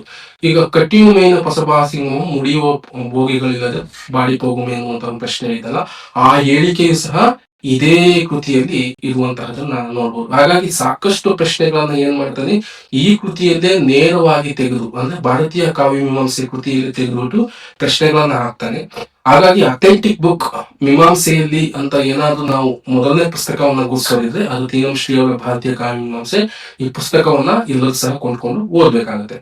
ಇನ್ನೊಂದು ತೌಲನಿಕವಾಗಿ ಓದ್ತೀವಿ ನಾವು ಅಂತ ಏನಾದ್ರೆ ಭಾರತೀಯ ಮತ್ತು ಪಾಶ್ಚಾತ್ಯ ಕಾವ್ಯ ಮೀಮಾಂಸೆ ಎರಡನ್ನೂ ತೌಲನಿಕವಾಗಿ ಓದ್ತೀವಿ ಅಂದ್ರೆ ತಿಪ್ಪೇರುದ್ರ ಸ್ವಾಮಿ ಅವರ ಈ ಕೃತಿಯನ್ನ ಓದ್ಬೇಕಾಗುತ್ತೆ. ಇದು ಸುಮಾರು 700ಕ್ಕೂ ಹೆಚ್ಚು ಪುಟಗಳಿರುವಂತಹದ್ದು. ತುಂಬಾ ಸಮಾಧಾನದಿಂದ ತಾಳ್ಮೆಯಿಂದ ಈ ಪುಸ್ತಕವನ್ನು ಓದಿ ಪಾಯಿಂಟ್ ಔಟ್ಸ್ ಮಾಡ್ಕೊಬೇಕಾಗುತ್ತೆ. ಈ ಪುಸ್ತಕವನ್ನು ನೀವು ಓದಿದ್ರೆ ನಿಮ್ಗೆ ಹೈಸ್ಕೂಲ್ ಟೀಚರ್ ಇರ್ಬೋದು, PU ಕಾಲೇಜು, ಡಿಗ್ರಿ ಕಾಲೇಜ್ ವರೆಗೂ ಸಹ ಈ ಪುಸ್ತಕ ತುಂಬಾ ಅನುಕೂಲ ಆಗುತ್ತೆ. ನಾನು ಈ ಪುಸ್ತಕವನ್ನು ಸಂಪೂರ್ಣವಾಗಿ ಓದಿ ಸುಮಾರು ನೋಟ್ಸ್ ಗಳನ್ನ ಮಾಡ್ಕೊಂಡೆ. ನನಗೆ ತುಂಬಾ ಯೂಸ್ಫುಲ್ ಆಗಿದೆ ಈ ಪುಸ್ತಕ. ಯಾವುದೇ ಮೀಮಾಂಸೆಯ ಪ್ರಶ್ನೆಗಳು ಬಂದ್ರೆ ಇದನ್ನು ಗುರ್ಸೋದಕ್ಕೆ ತುಂಬಾ ಅನುಕೂಲವಾಗಿರುವಂತಹದ್ದು. ನಂತರ ಒಂದಿಷ್ಟು ಪುಸ್ತಕಗಳನ್ನ ನಿಮಗೆ ಮೀಮಾಂಸೆಯಲ್ಲಿ ಹೇಳೋದಿದ್ರೆ ಕಾವ್ಯಾರ್ಥ ಚಿಂತನವನ್ನ ಓದ್ಬೇಕಾಗುತ್ತೆ. GS ಶಿವರುದ್ರಪ್ಪನವರ ಪುಸ್ತಕ. ಇದು ಸಹ ಬಹುಮುಖ್ಯವಾಗಿರುವಂತಹದ್ದು. ಇನ್ನೊಂದು ಅಥೆಂಟಿಕ್ ಅಲ್ಲದೆ ಬುಕ್ಕ ಅಂತ ಏನಾದ್ರು ನೋಡೋದಿದ್ರೆ ಮಂಗಳಾ ಪ್ರಿಯದರ್ಶಿನಿ ಅವರ ಭಾರತೀಯ ಕಾವ್ಯಮೀಮಾಂಸೆ ಹಾಗೂ ಪಾಶ್ಚಾತ್ಯ ಕಾವ್ಯಮೀಮಾಂಸೆ ಒಂದಿಷ್ಟು ಸರಳ ಆಗುತ್ತೆ. ಯಾವ್ದಾದ್ರು ಅರ್ಜೆಂಟ್ ಆಗಿ ಏನಾದ್ರು ಓದ್ಕೊಂಡು ಹೋಗ್ಬೇಕು, ನಮ್ಗೆ ಸ್ಪಷ್ಟವಾದಂತಹ ತಿಳುವಳಿಕೆ ಇರಬೇಕು ಆ ವಿಷಯಗಳ ಬಗ್ಗೆ ಅಂತ ಏನಾದ್ರು ಇದ್ರೆ ಈ ಪುಸ್ತಕಗಳನ್ನ ಇದನ್ನ ಓದ್ಬಹುದು. ಅಂದ್ರೆ ಇದು ಅಥೆಂಟಿಕ್ ಅಲ್ಲ. ನೀವೇನಾದ್ರು ಪ್ರಶ್ನೆ ತಪ್ಪು ಸರಿ ಅಂತ ಏನಾದ್ರು ಅಬ್ಜೆಕ್ಷನ್ ಹಾಕಕ್ ಹೋಗುವಾಗ ಈ ಪುಸ್ತಕವನ್ನು ಇಟ್ಕೊಂಡು ಮಾನದಂಡವಾಗಿ ಇಟ್ಕೊಂಡು ಹಾಕಕ್ಕಾಗೋದಿಲ್ಲ. ಈ ಪುಸ್ತಕವನ್ನು ಓದಿ ನೀವು ರೆಫರೆನ್ಸ್ ಆಗಿ ಓದ್ಕೊಬಹುದು. ಸರಳವಾಗಿ ಎಷ್ಟು ಬೇಕಷ್ಟು ಓದ್ಕೊಂತ ಹೋಗ್ಬೋದು. ಇನ್ನು ಮಾರುಕಟ್ಟೆಯಲ್ಲಿ ಡೈಜೆಸ್ಟ್ ರೀತಿ ಸಂಗ್ರಹಣೆ ಮಾಡಿರುವಂತಹ ಪುಸ್ತಕಗಳು ಸಿಗ್ತವೆ. ಅವನ್ನು ಸಹ ನೀವೇನಾದ್ರೂ ಕೃತಿಗಳ ಬಗ್ಗೆ ತಿಳ್ಕೊಂಡು ಪಟ್ಟಿ ಮಾಡಿರ್ತಾರೆ, ಮೀಮಾಂಸಕಾರರ ಪರಿಕಲ್ಪನೆಗಳ ಬಗ್ಗೆ ಪಟ್ಟಿ ಮಾಡಿರ್ತಾರೆ, ಅಂತವನ್ನು ಸಹ ಓದ್ಕೊಂಡು ಹೋದ್ರೆ ಏನು ತೊಂದರೆ ಇಲ್ಲ, ಓದ್ಕೊಂಡು ಹೋಗ್ಬೋದು. ಹೆಚ್ಚಿನ ಓದಿಗಾಗಿ ಓದ್ಕೊಂಡು ಹೋಗ್ಬೋದು. ಆದ್ರೆ ವಿಷಯಗಳು ಅಂತ ಬಂದಾಗ ಈ ಪುಸ್ತಕಗಳನ್ನು ಓದಲೇಬೇಕು. ಇವುಗಳನ್ನ ಓದದೆ ನೀವು ಆ ಪುಸ್ತಕಗಳಿಗೆ ಹೋದ್ರೆ ನೀವೇನ್ ಮಾಡ್ತೀರಾ, 20 ಪ್ರಶ್ನೆಗಳಿಗೆ ಒಂದು 10 ಸರಿ ಮಾಡುವಂತಹದ್ದು, 11 ಸರಿ ಮಾಡುವಂತಹದ್ದು, ಈ ರೀತಿ ಯಾಕಾಗುತ್ತೆ, ಇವನ್ನೂ ಓದಿ ಅದರಲ್ಲಿರುವಂತಹ ವಿಷಯಗಳನ್ನು ನೀವು ಓದಿದಾಗ, ಅಂದ್ರೆ ಮಾರುಕಟ್ಟೆಯಲ್ಲಿ ಸಿಗುವಂತಹ ಬೇರೆ ಪುಸ್ತಕಗಳನ್ನು ಓದಂತಹ ಸಂದರ್ಭದಲ್ಲಿ ಸುಮಾರು ಒಂದು 20ಕ್ಕೆ ನೀವು 18, 19 ಪ್ರಶ್ನೆಗಳು ಅಥವಾ 20 ಪ್ರಶ್ನೆಗಳನ್ನ ಸರಿ ಮಾಡುವಂತಹ ಸಂಭವನೀಯತೆ ಹೆಚ್ಚಾಗಿರುತ್ತೆ ಅನ್ನುವಂತಹದ್ದು. ಹಾಗಾಗಿ ಹೆಚ್ಚು ಈ ಪುಸ್ತಕಗಳನ್ನ ಬಳಸ್ಕೊಳ್ಳಿ. ಮುಂದಿನ ಯಾವ ಹುದ್ದೆಗಳು ಇರ್ಬೋದು, PU ಕಾಲೇಜು ಸಹಾಯಕ ಪ್ರಾಧ್ಯಾಪಕ ಹುದ್ದೆಗಳಿಗೆ ಹೆಚ್ಚು ಅನುಕೂಲ ಆಗುತ್ತೆ ಅನ್ನುವಂತಹದ್ದು. ಇಷ್ಟು ಒಟ್ಟು ಭಾರತೀಯ ಕಾವ್ಯಮೀಮಾಂಸೆಯನ್ನು ಓದುವಂತಹದ್ದು, ಮತ್ತೆ ಈ ಪುಸ್ತಕಗಳನ್ನ ಹಿನ್ನೆಲೆಯಲ್ಲಿ ನೀವು ಓದುವಂತಹ ಪ್ರಯತ್ನವನ್ನ ಬೇಕಾಗುತ್ತೆ. ನಂತರ ಸ್ನೇಹಿತರೆ, ಮುಂದಿನ ವಿಷಯ ಛಂದಸ್ಸು. ಛಂದಸ್ಸನ್ನ ಓದುವುದು ಹೇಗೆ ಅನ್ನುವಂತಹದ್ದು. ಛಂದಸ್ಸಿನ ಬಗ್ಗೆ ನೀವು ಆಗಲೇ SSLC ಇಂದನೂ ಓದಿರ್ತೀರಾ, PUC ಇಂದನೂ ಓದಿರ್ತೀರಾ, ಡಿಗ್ರಿಯಲ್ಲೂ ಸಾಕಷ್ಟು ವಿಷಯಗಳನ್ನು ಓದಿರ್ತೀರಾ. ಆದ್ರೆ ಸ್ಪರ್ಧಾತ್ಮಕ ದೃಷ್ಟಿಕೋನದಿಂದ ಹೇಗೆ ಓದ್ಬೇಕು ಛಂದಸ್ಸು, ಮತ್ತೆ ನಿರ್ದಿಷ್ಟ ಪತ್ರಿಕೆಯಲ್ಲಿ ವಿಶೇಷವಾಗಿ ಏನನ್ನ ಕೇಳಲಾಗುತ್ತೆ ಅನ್ನುವಂಥದ್ದು. ನೀವು ಖ್ಯಾತ ಕರ್ನಾಟಕ ಇರ್ಬೋದು, ಕಂದಾಯ ಪದ್ಯ ಇರ್ಬೋದು, ರಗಳ ಇರ್ಬೋದು, ಷಟ್ಪದಿ, ಇವುಗಳನ್ನೆಲ್ಲ ಯಾವ ಹಿನ್ನೆಲೆಯಲ್ಲಿ ಈ ಸ್ಪರ್ಧಾತ್ಮಕ ಪರೀಕ್ಷೆಗಳಲ್ಲಿ ಕೇಳಲಾಗುತ್ತೆ ಅನ್ನುವಂತಹದ್ದು. ನಾನು ಹೇಳ್ತಿರುವಂತಹದ್ದು ಬೇಸಿಕ್ ಇಂದ ಯಾರು ಓದಕ್ ಪ್ರಾರಂಭ ಮಾಡ್ತೀರೋ, ಮತ್ತೆ ಈಗಾಗ್ಲೇ ಯಾರೆಲ್ಲ ಓದ್ತಾ ಇದೀರೋ, ಈಗಾಗಲೇ ಸಕ್ಸಸ್ ಹುದ್ದೆಯನ್ನ ಪಡ್ಕೊಂಡು ಇನ್ನೊಂದು ಹುದ್ದೆಯಾಗಿ ಓದ್ತಿರೋ, ಅವರಿಗೆಲ್ಲರಿಗೂ ಸಹ ಸಂಪೂರ್ಣವಾಗಿ ಒಂದೇ ನಿಟ್ಟಿನಲ್ಲಿ ಈ ತರಗತಿಯನ್ನ ಪ್ರಾರಂಭ ಮಾಡಿ ಹೇಳ್ತಾ ಇರ್ತೀನಿ. ಹಾಗಾಗಿ ಕೆಲವರಿಗೆ ಬೇಸಿಕ್ ಅಂತ ಅನ್ಸ್ಬೋದು, ಆದ್ರೆ ಕೆಲವೊಂದು ಸಂದರ್ಭದಲ್ಲಿ ಇದು ಪ್ರಾಥಮಿಕವಾಗಿ ಓದುವಂತವ್ರಿಗೂ ಸಹ ಅನುಕೂಲ ಆಗುತ್ತೆ. ಹಾಗಾಗಿ ಎಲ್ಲರ ಓದುವಂತಹ ಮಾನದಂಡವನ್ನ ದೃಷ್ಟಿಯಲ್ಲಿ ಇಟ್ಕೊಂಡು ಇದನ್ನ ಚರ್ಚೆ ಮಾಡ್ತಿರುವಂತಹದನ್ನ ನೋಡೋಣ. ಇದು ಛಂದಸ್ಸು ಅಂತಿದ್ದಾಗ ಅಲ್ಲೆಲ್ಲೂ ಸಹ ಅವಾಗಲೇ ಹೇಳ್ತಿದ್ದೆ, ಪಠ್ಯಕ್ರಮದಲ್ಲಿ ಯಾವುದೇ ವಿಷಯಗಳನ್ನ ಈಗಾಗಲೇ ಕೊಟ್ಟಿಲ್ಲ, ಇದನ್ನೇ ಓದ್ಬೇಕು, ಅದನ್ನೇ ರೆಡಿ ಮಾಡ್ಕೊಬೇಕು ಅನ್ನುವಂತಹದನ್ನ ಈಗ ನೋಡ್ಬೋದು. ಛಂದಸ್ಸಿನ ಉಗಮ, ನಿಷ್ಪತ್ತಿ ಮತ್ತು ಪ್ರಯೋಜನ ಇದ್ರ ಬಗ್ಗೆ ತಿಳ್ಕೊಳ್ಳಬೇಕು. ಲಯ, ಗಣ, ಯತಿ, ಪ್ರಾಸ, ವಳಿ, ಪಾದ, ಪ್ರಸ್ತಾರ ಹಾಕುವಂತಹ ಕ್ರಮಗಳ ಬಗ್ಗೆ ಜ್ಞಾನ ಇರಬೇಕು. ನಮಗೀಗ ಛಂದಸ್ಸು ಅಂತಿದ್ದಾಗ ಅಕ್ಷರಗಣ, ಮಾತ್ರಾಗಣ, ಅಂಶಗಣ ಅನ್ನುವಂತಹದ್ದು ಬಹಳ ಮುಖ್ಯ. ಇವುಗಳ ಪರಿಕಲ್ಪನೆ ಹಿನ್ನೆಲೆಯಲ್ಲಿ ಹೋಗ್ಬೇಕು ನೀವು. ಅಕ್ಷರಗಣದಲ್ಲಿ ಯಾವ್ದು ಬರುತ್ತೆ ಅಂತ ಇದ್ದಾಗ ನೀವು ನೋಡುವಾಗ ಖ್ಯಾತ ಕರ್ನಾಟಕ, ವೃತ್ತಗಳು, ಅಕ್ಷರಗಣಗಳು. ಮಾತ್ರ ಛಂದಸ್ಸು ಅಂತ ಬಂದಾಗ ಕಂದ, ರಗಳೆ ಅನ್ನುವಂತಹದನ್ನ ನೀವು ತಿಳ್ಕೊಬೇಕು. ನಂತರ ಅಂಶಗಳ ಅಂತ ಬಂದಾಗ ತ್ರಿಪದಿ, ಷಟ್ಪದಿ, ಸಾಂಗತ್ಯಗಳ ಉಗಮ, ಇವುಗಳ ಬಗ್ಗೆ ನೀವು ಹೆಚ್ಚನ್ನು ತಿಳ್ಕೊಬೇಕು. ಇನ್ನೊಂದು ಮಾತ್ರಗಳಲ್ಲೂ ಮತ್ತೆ ಅಂಶಗಳಲ್ಲೂ ಸಹ ಕೆಲಸವನ್ನು ನಿರ್ವಹಿಸುವಂತಹದ್ದು ತ್ರಿಪದಿ ಮತ್ತು ಷಟ್ಪದಿಗಳು ಎರಡನ್ನು ನಿರ್ವಹಿಸ್ತವೆ. ಓದಿದಂತಹ ಸಂದರ್ಭದಲ್ಲಿ ನಿಮಗೆ ಪರಿಕಲ್ಪನೆಗಳು ಮೂಡ್ತಾ ಹೋಗುತ್ತೆ. ಕೆಲವೊಂದು ಬಾರಿ ಹೊಸಗನ್ನಡ ಛಂದಸ್ಸಿನ ಬಗ್ಗೆ ಸಹ ಪ್ರಶ್ನೆಗಳನ್ನ ಕೇಳಿರುವಂತಹದ್ದು ನೋಡ್ಬೋದು. ಮಾತ್ರೆ, ಮುಡಿ, ಪದ್ಮಗಣ, ಅನಾಘಾತ, ಮೌನ, ಹುಸಿಗಣ, ಹುಸಿ, ಗಣಪತಿ ವೃತ್ತಿ, ಸರಳ ರಗಳೆ, ಮಹಾಛಂದಸ್ಸು, ಪ್ರಘಾತ, ಸಾಂಗೇಟ್, ಮುಕ್ತ ಛಂದಸ್ಸು, ಇವುಗಳ ಬಗ್ಗೆ ಒಂದಿಷ್ಟು ಓದ್ಕೊಂಡಿದ್ರೆ ಇನ್ನು ಅನುಕೂಲ ಆಗ್ತಾ ಹೋಗುತ್ತೆ. ಇನ್ನೊಂದು ಅಂಶ ಛಂದಸ್ಸಿನಲ್ಲಿ ಕರ್ನಾಟಕ ವಿಷಯ ಜಾತಿಗಳು ಅನ್ನುವಂತಹ ವಿಷಯ ಬರುತ್ತೆ. ಅವುಗಳ ಬಗ್ಗೆನೂ ಸಹ ನೀವು ತಿಳ್ಕೊಂಡಿದ್ರೆ ಇನ್ನು ಹೆಚ್ಚು ಅನುಕೂಲ ಆಗುತ್ತೆ. ಒಟ್ಟು ಛಂದಸ್ಸು ಅಂತಿದ್ದಾಗ ಇಷ್ಟು ವಿಷಯಗಳನ್ನ ಕವರ್ ಮಾಡ್ಲೇಬೇಕು ಕಂಪಲ್ಸರಿ. ಹೊಸಗನ್ನಡ ಛಂದಸ್ಸಲ್ಲಿ ಹಿಂಗೆ ಒಂದ್ ಸ್ವಲ್ಪ ಓದ್ಕೊಂಡ್ರೆ ಏನಾದ್ರು ಡೌಟ್ ಬಂದು ಏನಾದ್ರು ಕೇಳ್ಬೋದು ಅನ್ನುವಂತಹ ಹಿನ್ನೆಲೆಯನ್ನು ನೋಡಿದ್ರೆ ಸತಿ ಓದ್ಕೊಂಡ್ರೆ ಸಾಗುತ್ತೆ. ಆದ್ರೆ ಇಲ್ಲಿರುವಂತಹ ಇಷ್ಟು ವಿಷಯಗಳು ಕಂಪಲ್ಸರಿಯಾಗಿ ಓದ್ಕೊಳ್ಳೇಬೇಕು ಇಷ್ಟು ವಿಷಯಗಳನ್ನ. ಹಾಗಾಗಿ ಮುಂದೆ ಎಲ್ಲರೂ ಸಹ ಇದನ್ನ ವಿಷಯಗಳನ್ನ ಓದ್ಕೊಳ್ಳಿ. ಬನ್ನಿ ಯಾವ ರೀತಿಯ ಪ್ರಶ್ನೆಗಳನ್ನ ಕೇಳ್ತಾನೆ ಅನ್ನುವಂತಹದ್ದು ನೀವು ನೋಡ್ಬೋದು. ಬಹುಮುಖ್ಯವಾಗಿ ಛಂದಸ್ಸಿನ ಇತಿಹಾಸದ ಬಗ್ಗೆ ಕೇಳ್ತಾನೆ. ಈಗ ತ್ರಿಪದಿ ಅಂತ ಇದ್ದಾಗ ತ್ರಿಪದಿಯ ಇತಿಹಾಸಗಳನ್ನ ಕೆದಕುವಂತಹ ಸಾಧ್ಯತೆ ಇರುತ್ತೆ. ಈಗ ತ್ರಿಪದಿಯಲ್ಲಿ ರಚಿತವಾದ ಮೊದಲ ಶಾಸನ ಯಾವುದು ಅನ್ನುವಂತಹದ್ದು ಬಾದಾಮಿಯ ಕಪ್ಪೆಯ ಮಠದ ಶಾಸನ. ತ್ರಿಪದಿಯಲ್ಲಿ ರಚಿತವಾದಂತಹ ಮೊದಲ ಕೃತಿ ಯಾವುದು ಅನ್ನುವಂತಹದ್ದು ಕೇಳಬಹುದು. ಅಂದ್ರೆ ಯಾವುದಾದ್ರೂ ಒಂದು ಛಂದಸ್ಸು ತಿಳ್ಕೊಂತ ಇದೀವಿ ಅದರ ಇತಿಹಾಸದ ಬಗ್ಗೆ ಸಹ ಪ್ರಶ್ನೆಗಳನ್ನ ಕೇಳ್ತಾನೆ. ಹಾಗಾಗಿ ಯಾವುದೇ ಛಂದಸ್ಸಿನ ಇತಿಹಾಸವನ್ನ ತಿಳ್ಕೊಬೇಕು. ಮತ್ತೆ ಸಂಸ್ಕೃತ ಛಂದಸ್ಸಿನ ಕೃತಿಗಳ ಬಗ್ಗೆ ಮಾಹಿತಿ ಇರಬೇಕು. ಈಗ ಪಿಂಗಳನ ಛಂದಸ್ಸೂತ್ರ ಅನ್ನುವಂತಹ ಕೃತಿ ಇದೆ. ಈ ಕೃತಿಯನ್ನ ನಾವು ನೋಡ್ಬೋದು. ಹೀಗಾಗಿ ಕೆಲವೊಂದು ಸಂಸ್ಕೃತ ಛಂದಸ್ಸಿನ ಕೃತಿಗಳ ಬಗ್ಗೆ ಪ್ರಶ್ನೆಗಳನ್ನ ಕೇಳಿರ್ತೀನಿ, ಅವುಗಳನ್ನು ತಿಳ್ಕೊಬೇಕು. ಮತ್ತೆ ಯಾರೆಲ್ಲ ಛಂದಸ್ಸನ್ನ ಓದ್ತಿರ್ತೀರಾ ಅವರೆಲ್ಲರೂ ಸಹ ಲಘು ಗುರುಗಳನ್ನ ಹಾಕುವ ಬಗ್ಗೆ ಸ್ಪಷ್ಟತೆ ಇರ್ಬೇಕು. ಯಾಕಂದ್ರೆ ಕೆಲವೊಂದು ಸಾಲುಗಳನ್ನ ಕೊಟ್ಟು ಇದು ಯಾವ್ದು ಛಂದಸ್ಸು ಅಂತ ಕೇಳ್ತಾನೆ. ಅದಕ್ಕೆ ನೀವು ಅಲ್ಲಿ ಲಘು ಗುರು ಹಾಕಿದಾಗ ನಿಮ್ಗೆ ಸ್ಪಷ್ಟ ಪರಿಕಲ್ಪನೆ ಬರುತ್ತೆ. ಹಾಗೆ ಲಘು ಗುರು ಹಾಕುವ ಬಗ್ಗೆ ಸ್ಪಷ್ಟತೆ ಇರಬೇಕು. ನಂತರ 6 ಪ್ರಾಸಗಳ ಬಗ್ಗೆ ತಿಳುವಳಿಕೆ ಇರಬೇಕು. ಎಲ್ಲಾ ಪರೀಕ್ಷೆಗಳಲ್ಲೂ ಪ್ರಾಸಗಳ ಬಗ್ಗೆ ಕೇಳ್ತಾರೆ. ಮೇ ಬಿ ಕೇಳೋ ಸಾಧ್ಯತೆಗಳು 80% ಇರುತ್ತೆ, ಕೇಳದೇ ಇರೋ ಸಾಧ್ಯತೆ 20% ಇರುತ್ತೆ. ಹಾಗಾಗಿ ಪ್ರಾಸಗಳ ಬಗ್ಗೆ ನಿಮಗೆ ಸರಿಯಾದಂತಹ ಒಂದು ತಿಳುವಳಿಕೆ ಇರಬೇಕು. ಇನ್ನೊಂದು ಕರ್ನಾಟಕ ವಿಷಯ ಜಾತಿಗಳ ಬಗ್ಗೆ ಸಹ ಪ್ರಶ್ನೆಗಳನ್ನ ಕೇಳ್ತಾನೆ. ಇದನ್ನು ಸಹ ನೀವು ಗಮನದಲ್ಲಿ ಇಟ್ಕೊಬೇಕು. ಪ್ರತಿ ಛಂದಸ್ಸಿನ ಬಗ್ಗೆಯೂ ಇತಿಹಾಸವನ್ನ ತಿಳಿದಿರ್ಬೇಕು. ಈಗಾಗಲೇ ಹೇಳ್ತಿದ್ನಲ್ಲ, ಪ್ರತಿಯೊಂದು ಛಂದಸ್ಸು ಯಾವ್ದಾದ್ರು ಓದ್ತಾ ಇದೀರ ಅಂದ್ರೆ ಆ ಛಂದಸ್ಸಿನ ಬಗ್ಗೆ, ಇತಿಹಾಸದ ಬಗ್ಗೆ ಪರಿಕಲ್ಪನೆಗಳು ಇರಬೇಕು ಅನ್ನುವಂತಹದ್ದು. ಇನ್ನೊಂದು ಅಕ್ಷರಗಣ, ಮಾತ್ರಗಣ, ಅಂಶಗಣಗಳ ವಿವಿಧ ಛಂದಸ್ಸುಗಳು ಯಾವ್ಯಾವು, ಮಾತ್ರಗಣದಲ್ಲಿ ಯಾವ ಛಂದಸ್ಸು ಬರ್ತವೆ, ಅಂಶಗಣದಲ್ಲಿ ಯಾವ ಛಂದಸ್ಸು ಬರ್ತವೆ ಮತ್ತು ಅಕ್ಷರಗಣದಲ್ಲಿ ಯಾವೆಲ್ಲ ಛಂದಸ್ಸುಗಳು ಬರ್ತವೆ ಅನ್ನುವಂತಹದನ್ನ ಸ್ಪಷ್ಟತೆಯಿಂದ ತಿಳ್ಕೊಂಡಿರ್ಬೇಕು. ಮತ್ತು ಹೊಸಗನ್ನಡ ಛಂದಸ್ಸಿನ ಬಗ್ಗೆ ಒಂದಿಷ್ಟು ಪ್ರಾಥಮಿಕವಾದಂತಹ ತಿಳುವಳಿಕೆ ಇರಬೇಕು. ಹಾಗಾಗಿ ಸ್ನೇಹಿತರೆ, ಛಂದಸ್ಸನ್ನ ಓದುವಂತಹ ಸಂದರ್ಭದಲ್ಲಿ ಇಷ್ಟು ಅಂಶಗಳು ನೀವು ಅನುಸರಿಸಬೇಕಾದಂತಹ ಕ್ರಮಗಳಾಗಿರ್ತವೆ. ಇವನ್ನ ಗಮನ ಇಟ್ಟು ಓದಿ ಆ ಓದುವಾಗ ಈ ವಿಷಯಗಳು ನಿಮ್ಮ ತಲೆಯಲ್ಲಿ ಇರಬೇಕು ಅನ್ನುವಂತಹದ್ದು. ನಂತರ ಪ್ರಶ್ನೆಗಳನ್ನ ಯಾವ ರೀತಿ ಕೇಳಲಾಗುತ್ತೆ ಅನ್ನುವಂತಹದ್ದು. ಈಗ ಉದಾಹರಣೆಯಾಗಿ ನೋಡೋದಿದ್ರೆ ಏಳಿಕೆ ಬಗ್ಗೆ ಏಳಿಕೆ ಬಗ್ಗೆ ಪಟ್ಟಿಗಳನ್ನ ಕೇಳುವಂತಹದ್ದು. ಯತಿ ಬಗ್ಗೆ ಕೇಳ್ತಾ ಇದ್ದಾನೆ ಕೇಳ್ಕೊಳ್ಳಿ. ಯತಿ ವಿಲ್ಲಂಘನದಿಂದಲಿದಲ್ತೆ ಅಂತ ಕೇಳುವಂತಹದ್ದು. ಇದು ಕೇಶಿರಾಜ ಹೇಳಿರುವಂತಹ ಹೇಳಿಕೆ. ಈ ತರದ ಹೇಳಿಕೆಗಳನ್ನ ಕೇಳುವಂತಹದನ್ನ ನಾವು ಆ ಬಹುಮುಖ್ಯವಾಗಿ ಪಟ್ಟಿಯನ್ನ ಮಾಡ್ಕೊಬೇಕು ಅನ್ನುವಂತಹದ್ದು. ನಂತರ ಗುರು ಲಘು ಹಾಕುವ ಬಗ್ಗೆ ನಿಮ್ಗೆ ವಿಷಯಗಳು ಗೊತ್ತಿರ್ಬೇಕು. ಇತಿಹಾಸವನ್ನ ಕೇಳುವಂತಹದ್ದು ಅಂತ ಈಗಾಗಲೇ ಚರ್ಚೆ ಮಾಡಿದೆ. ಹಾಗಾಗಿ ಪ್ರತಿಯೊಂದು ಛಂದಸ್ಸಿನ ಇತಿಹಾಸದ ಬಗ್ಗೆ ಗಮನ ಇರಬೇಕು. ನಿಮಗೆ ಪ್ರಶ್ನೆ ನೋಡ್ತಿದ್ದಂತೆ ಗೊತ್ತಿರ್ಬೇಕು, ಇದು ಯಾವ್ದ್ರ ಬಗ್ಗೆ ಕೇಳಿದಾನೆ ಅನ್ನುವಂತಹದ್ದು ನಿಮಗೆ ಗೊತ್ತಿರ್ಬೇಕು. ಈಗ ಸಾಂಗತ್ಯದ ಮೊದಲ ಕೃತಿ ಯಾವುದು ಅಂತ ಕೇಳ್ತಾನೆ ಅಂದ್ರೆ, ಇದ್ಯಾವ್ದ್ರ ಬಗ್ಗೆ ಪ್ರಶ್ನೆ ಕೇಳಿದಾನೆ ಅಂದ್ರೆ ಸಂಗತಿಯ ಇತಿಹಾಸವನ್ನ ಕೇಳಿದಾನೆ ಅಂದ್ರೆ ದೇಪರಾಜನ ಸೊಬಗಿನ ಸೋನೆ. ಓದಿರ್ತೀರ, ನಿಮಗೆ ಸ್ಪಷ್ಟವಾದಂತಹ ತಿಳುವಳಿಕೆ ಬರುತ್ತೆ. ಹಾಗಾಗಿ ಕೆಲ ಛಂದಸ್ಸಿನ ಬಗ್ಗೆ ಕೊಟ್ಟಿ ಅವುಗಳ ನೇರವಾಗಿ ಗುರುತಿಸಿರುವಂತಹದ್ದು. ಅಂದ್ರೆ ಕೆಲ ಛಂದಸ್ಸಿನ ಸಾಲುಗಳನ್ನ ಕೊಡ್ತಾನೆ, ಆ ಸಾಲುಗಳನ್ನ ಕೊಟ್ಬಿಟ್ಟು ಏನ್ ಮಾಡ್ತಾನೆ, ಇದು ಕಂದನೋ, ನಗಳೆನೋ, ಷಟ್ಪದಿನೋ ಅಂತ ಕೇಳುವಂತಹದ್ದು. ಹೀಗಾಗಿ ನೇರವಾಗಿ ಗುರುತಿಸುವಂತಹ ಪ್ರಶ್ನೆಗಳನ್ನ ಕೇಳುವಂತಹ ಮಾದರಿಯನ್ನು ಮಾಡ್ತಾನೆ. ಇನ್ನೊಂದು ಪ್ರತಿ ಛಂದಸ್ಸಿನ ನಿಯಮಗಳ ಬಗ್ಗೆ ಕೇಳುವಂತಹದ್ದು. ಈಗ ಖ್ಯಾತ ಕರ್ನಾಟಕ ವೃತ್ತದ ಒಂದು ಸಾಲನ್ನ ಕೇಳುವಂತಹದ್ದು. ಆ ಸಾಲನ್ನ ಕೇಳ್ಬಿಟ್ಟು ಏನ್ ಮಾಡ್ತಾನೆ, ಇದು ಯಾವ ವೃತ್ತದಲ್ಲಿದೆ, ಚಪ್ಪಕ ಮಾಲೆಯಲ್ಲಿದೆಯೋ, ಉತ್ಪಲ ಮಾಲೆಯಲ್ಲಿ ಇದೆಯೋ, ಶಾರ್ದೂಲ ವಿಕ್ರೀಡಿತನೋ, ಈ ರೀತಿಯಾಗಿ ಯಾವ ವೃತ್ತದಲ್ಲಿ ಕೇಳುವಂತಹದನ್ನು ನಾವು ನೋಡ್ಬೋದು. ಬಹುಮುಖ್ಯವಾಗಿ ಖ್ಯಾತ ಕರ್ನಾಟಕ ವೃತ್ತಗಳ ಬಗ್ಗೆ ಯಾವ್ದು ಒಂದಲ್ಲ ಒಂದು ಪ್ರಶ್ನೆ ಇದೆ ಇರುತ್ತೆ. ಇದನ್ನ ವಿಶೇಷವಾಗಿ ಗಮನಿಸ್ಕೊಳ್ಳಬೇಕು. ಮತ್ತೆ ನಿಯಮಗಳ ಬಗ್ಗೆ ಸ್ಪಷ್ಟ ತಿಳುವಳಿಕೆ ಇರಬೇಕು. ಯಾವುದೇ ಛಂದಸ್ಸನ್ನು ಓದುವಾಗ ಎಷ್ಟು ಮಾತ್ರೆಗಳು ಬರ್ತವೆ, ಯಾವೆಲ್ಲ ಗಣಗಳನ್ನ ಅಳವಡಿಸಿಕೊಳ್ಳಲಾಗಿದೆ ಅನ್ನುವಂತಹ ನಿಯಮಗಳು ಛಂದಸ್ಸಿನಲ್ಲಿ ಗೊತ್ತಿರಲೇಬೇಕು. ತಿಳುವಳಿಕೆಯನ್ನ ಅದನ್ನು ಸ್ಪಷ್ಟವಾಗಿ ತಿಳ್ಕೊಂಡಿರಬೇಕು.